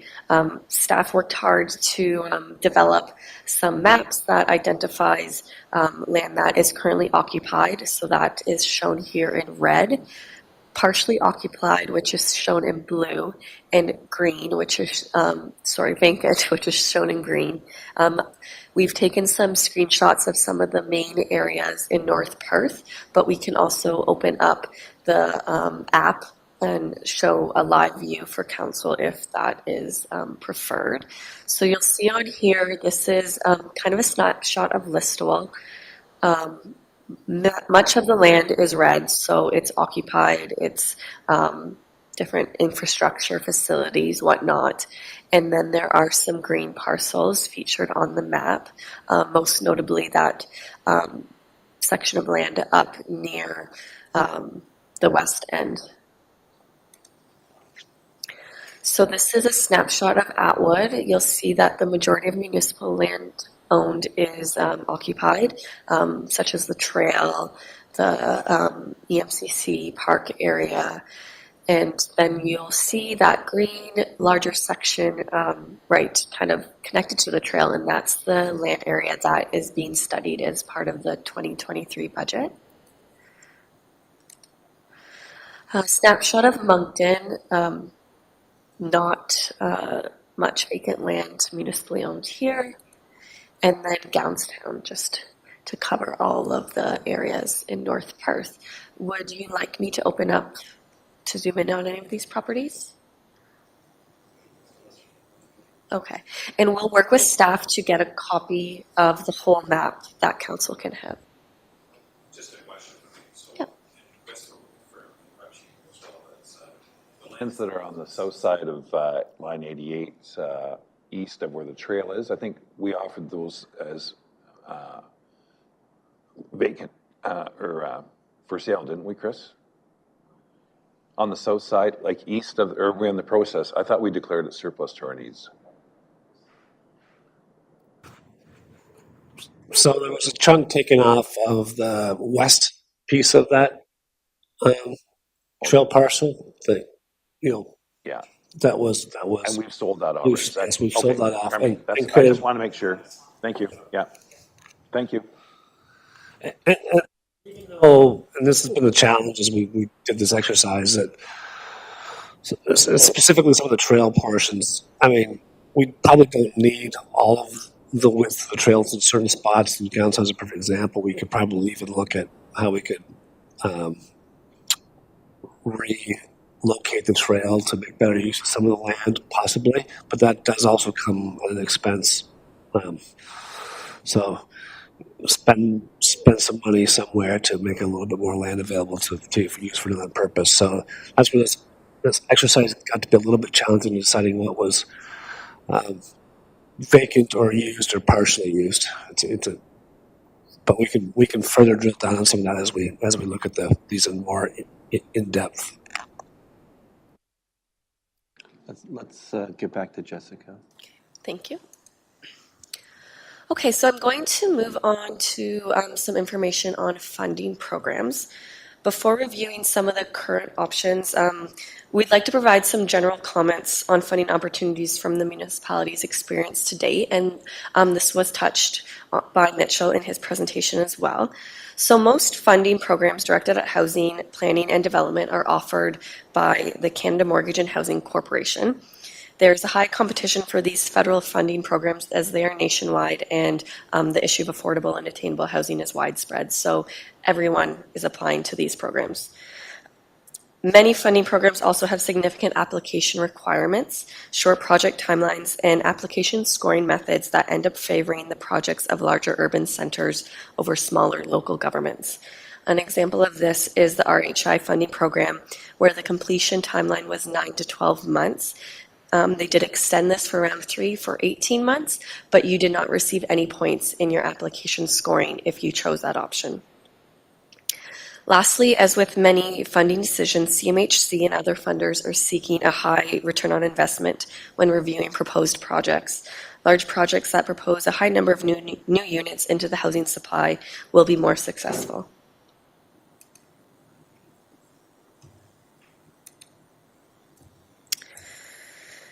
So as council is aware, the municipality did submit an application to round 3 of the Rapid Housing Initiative with the support of the United Way Perth Huron and the Community Renewal Company. As touched on by Mitchell earlier, successful projects announcements are pending and are expected in the summer of 2023. Unfortunately, staff are not anticipating that the municipality's funding request will be successful given the point system used to evaluate RHI applications. However, this program does showcase the importance of having shovel-ready projects in the queue for when funding opportunities open, and this importance has been recognized by council and staff through allocating dollars in the 2023 budget to complete environmental studies and a record of site condition and other planning work for the municipal property in Atwood. So this is new information for council. It was recently announced by CMHC that the Housing Accelerator Fund program will open in June. Local governments in Canada that have delegated authority over land use planning and development approvals are eligible to apply. With a population over 10,000 people, North Perth would fall into the large urban funding stream of the program. I'm going to refer to it as the HAF. The HAF is a unique 4-year funding program that is tailored to facilitate local actions that mitigate barriers to housing supply, accelerate the provision of quality housing, and support the development of complete, low-carbon, and climate-resilient communities. To submit an application, a housing action plan needs to be developed and approved by council prior to application submission. The purpose of the action plan is to outline and commit to supply growth targets and specific initiatives to grow housing supply and speed up housing approvals. A list of initiatives to choose from is provided by CMHC. Under the large urban stream, the action plan must include at least 7 initiatives. A housing needs assessment report also needs to be completed. However, this can occur after application is submitted. So featured on this slide is some examples of the initiatives that CMHC has listed to be included in action plans. Staff did a preliminary review of the list of initiatives proposed by CMHC, and this selection seemed the most relevant to North Perth. As a reminder, the action plan must include at least 7 initiatives. There are currently 8 on this slide. A more fulsome review of the initiatives with relevant staff, departments, and potential partners will occur if the municipality moves forward with an application to the HAF program. So I'll just read these out for council as the font is a bit small. Promoting high-density development without the need for rezoning, so as of right zoning. Increasing allowable density, promoting missing middle solutions, encouraging ARUs, enable mixed-use development of city-owned property integrated with current civic uses, for example, the Access Center, implementing rental-only zoning, reducing or eliminating parking requirements, implementing disincentives, costing or fee structures to discourage such things as unit vacancy, underdeveloped land, low-density forms of housing, promoting and allowing more housing types that serve vulnerable populations. So featured on this slide is a snapshot of the funding framework for the HAF program. Funding will be allocated based on the number of additional housing units supplied through the HAF funding. There are 3 components. This includes base funding, top-up funding, and affordable housing bonus. HAF funding is intended to exceed the per-unit cost of providing additional housing. Successful applicants are permitted to use leftover funds in any way that further encourage additional housing supply based on 4 criteria. There is a potential total of $54,000 per unit with the HAF funding. So it can be a significant amount of money received. So how does this work? This example on the slide is courtesy of information provided by KPMG, and this will be distributed to council after the session as it's quite small. It gives an example of the total HAF funding that could be received over the 4-year program period based on the anticipated HAF facilitated units. In this example, they're estimating 2,500 additional units that will be supported with HAF funding. 50% of these would be affordable and 50% would be missing middle housing. So you'll see at the bottom in green, how high of a funding total you could potentially get over 4 years based on the number of units that will be supplied. So I referenced earlier that HAF funding can be used for a variety of purposes. It's not directly underwriting specific housing projects or reimbursing proponents for specific costs incurred. Rather, HAF funding can be used in support of housing under any of the following categories. So that would include investments in your Housing Accelerator Fund action plans. So for example, any costs related to implementing those 7 initiatives that we talked about before. Can also be used as investments in affordable housing. So this is construction, repair or modernization, land or building acquisition. Third, it can be used as investments in housing-related infrastructure, so drinking water, wastewater, public transit, brownfield redevelopment, site preparation for housing developments. And lastly, it can be used as investments in community-related infrastructure, so that would include local road and bridges, sidewalks, bike lanes, fire halls, green space, etc. So I'm now going to just touch on some of the 2023 initiatives that have been included in our budget and business plans. I'm going to leave the last part of this slide for a future council meeting. As council is aware, there's several significant budgeted initiatives and projects related to housing that we have put forward for 2023. This includes the Housing Community Improvement Plan. An RFP will soon be developed and issued, probably in the spring, summer, for consulting work to support this plan. As a reminder, this is a tool to facilitate the development of affordable and attainable housing units in the community. Some examples of municipal and financial incentives that are included in already existing housing community improvement plans include design and study grants, planning and building fee grants, development charge grants, tax increment grants, surplus land grants.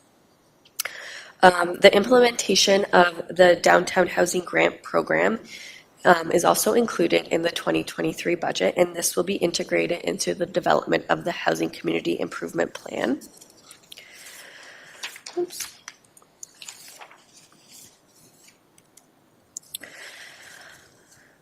The marketing and promotion of additional residential units is included in the 2023 business plan.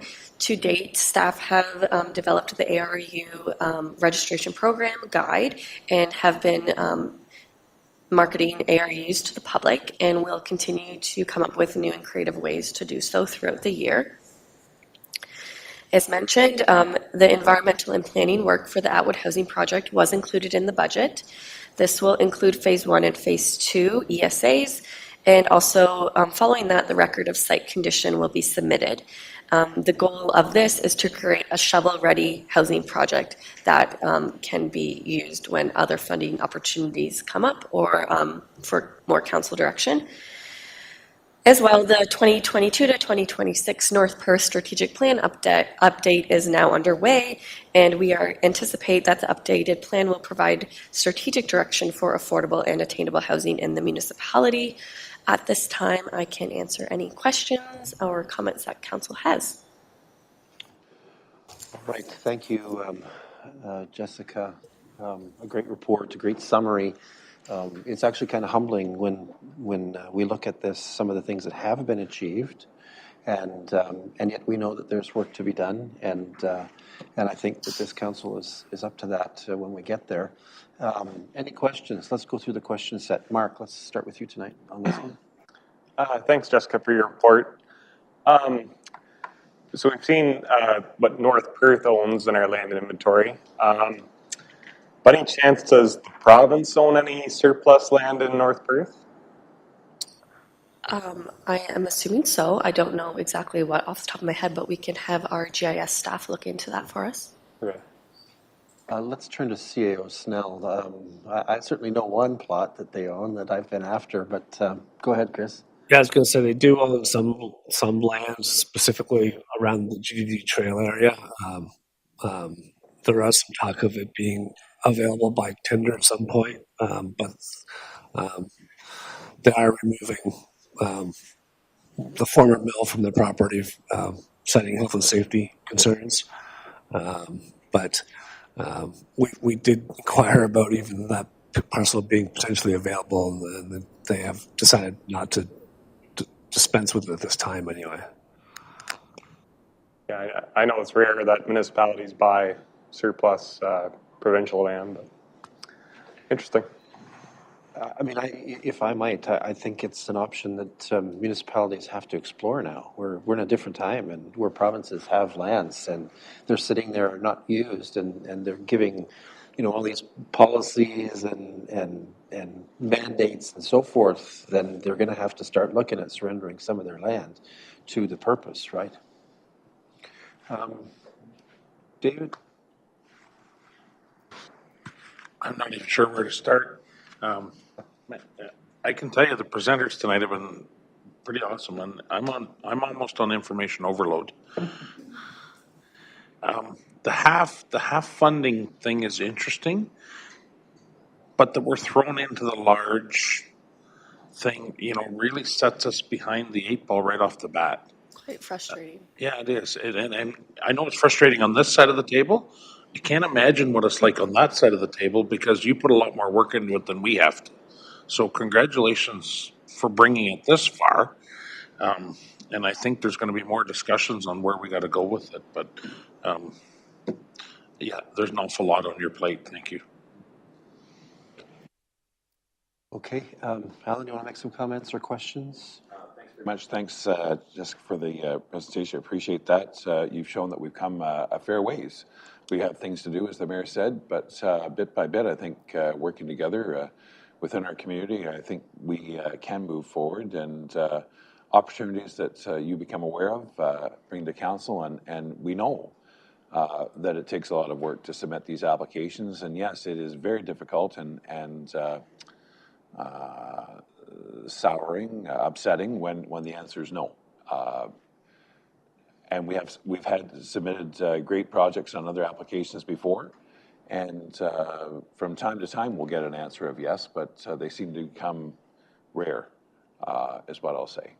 But I think we've got a lot of work ahead of us here in terms of this budget year, let alone into the future. And I think all of council, irrespective of the fact that half of us aren't here, it's not, I think, due to lack of interest, it's just scheduling issues. So the fact that we're recording this and we'll encourage not only our fellow councillors to perhaps look at it again, but also our public that might be able to come forward. And thank you and the rest of the staff for the presentation here. Thank you. Okay, thanks. Leanne? Yeah, thank you, Jerica, and through you, Mayor Kiesenberg, and thank you to the staff.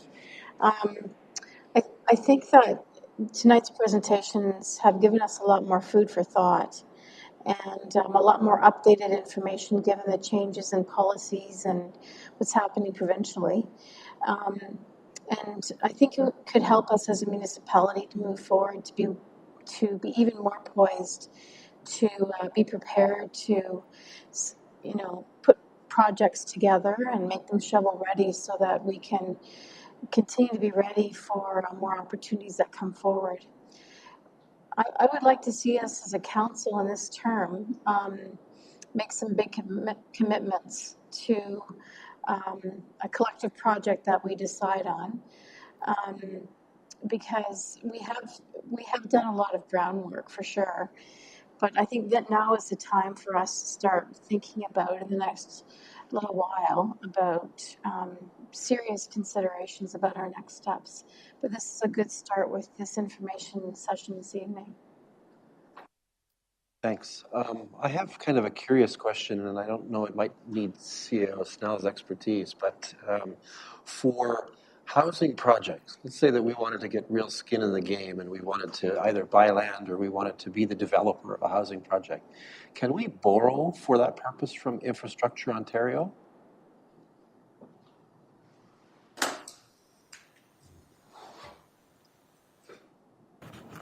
So the short answer to that is yes.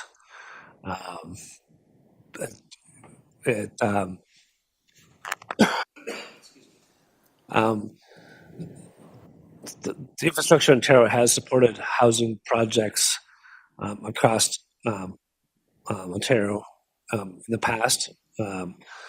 And they've done that one or two ways. And we looked at this when we looked at how we would maybe fund the library access center project. So we can certainly bring back that information to council in more detail of how Infrastructure Ontario could lend us the money, because one way they can lend us the money is because they'll just basically lend us the money because we're a municipality and we're doing an infrastructure project, but they do also have a sort of a housing or stream that they'll also lend to that would allow us to partner with, say, the community renewal company. Okay, I have actually one more question for either of you. I asked it last night, so it's come back to haunt you. You showed us the map tonight. You promised that you would, of available vacant municipal lands. And so the same question, second night, I suppose, is there enough, like, against our purposes, for a range of uses that might include residential uses? Are we well positioned in terms of how much land we own? Because I mean, certainly further to that, Mark asked the question about seeking provincial land, and it makes sense to try to accumulate some more land, perhaps. So, where do we stand from your perspective? And maybe that's the next step, and even part of our analyzing of the land is to actually add up now the green, how many acres or hectares, to be more modern, to see how much that would be. As I said last night, for a small municipality, we have a fair bit of land inventory, but I mean, it's one of those things you can never have enough of sometimes either. So we should take a deeper analysis of the land now, see what is in our inventory as far by the hectares, and then maybe break down further what could be pieced off some of those pieces that are being used. Obviously, we're not going to reduce our park size, but there may be parts of trails or parts of land around some of our infrastructure that could be used more intensely. Thank you. Yeah, let's go back around and see if there are any concluding questions. We're sort of getting into the closing hour here, I think. But Alan? Mayor Todd, just to follow up on that point, and as CIO Snell pointed out, in terms of our lands, and when we saw the map, we have some fairly significant land holdings, and the critical issue for us as a municipality is in the county official plan about the fact that some of those lands are not within a destination that we can develop. We're anticipating and hopeful that those lands will be included in the expansion of the listable serviced urban area. And if they are, I think that would put us in a far better stead as opposed to the large lands that are in the agriculture destination. So we're hopeful as we move forward that we can go there. But historically, just so those councillors that may not be aware of this, is that North Perth, back about 20 years ago when it bought the Hoover lands, which are on the corner of Tremaine, or the race course, for those that know it as that, and line 84, it was just under 100 acres in size, and the majority of that was with the specific intention of industrial development, which is almost fully built out. Stormwater management pond, then there was a strip of land for residential. So, and it's all been built on, but that was sold in a public process, and the municipality did not put a specific provision in terms of the type of housing that could be constructed. And I believe it was 42 single detached dwellings that ended up at the end of the day. However, I mean, if owning the land as a municipality is one thing, and if we're not in the development game in terms of building housing, we can, as part of the agreement of purchase and sale, put specific stipulations in as an owner, in addition to the fact that we are involved in the land use planning process to ensure that certain types of housing is built. As an owner, I think you've got a lot more ability to do that, even greater than as a municipality overall. So I think there's general understanding about that. And with some of these lands, if in fact they do become designated for residential growth in some of those areas, I think that would behoove this council to have very specific conversations about whether we ourselves are the developer, or whether we enable the type of development through private industry or private developers to make it so. And that could, in my view, be a full range of housing types and perhaps housing options. But it's one thing crucial here. And I will, just one quick question, very last. I have not, from a planning standpoint, I've never seen zoning being able to specifically only deal with rental, but I mean, clearly it's in the discussion point, so it must be available. But I'm sure Sally and Jerica and others will be able to inform staff, but I've never seen an ability through a zoning bylaw to establish only rental as a type of through a land use perspective. Nevertheless, just last point. Well, we're in interesting times, and maybe 2 weeks from now, in fact, it's a long holiday weekend coming up, so we might see another piece of legislation for all we know. I saw groans from the planners in the room. Sorry to tease you, but who knows, right? Certainly the pace of change has been remarkable in a variety of policy and practice landscapes at this point. So, anyone else with the last question? Just dying to know from anyone who's still in the room. All right. Thank you, colleagues. Thank you to our experts. An amazing evening. I think we've done something fairly trailblazing here in furthering our understanding as a community. And I really hope that we can invite the community to watch this video and to come to an understanding. I mean, yeah, they're in for a 4-hour investment, but it's a significant contribution to our understanding and knowledge base, and having, some key starting recommendations on how we proceed. Remember, because this wasn't a council meeting, we don't need any motions to adjourn or anything like that. So I guess what I'll do is I'll bid everyone, again, appreciation and a safe drive home to wherever that is. And thank you so much for the evening. Good.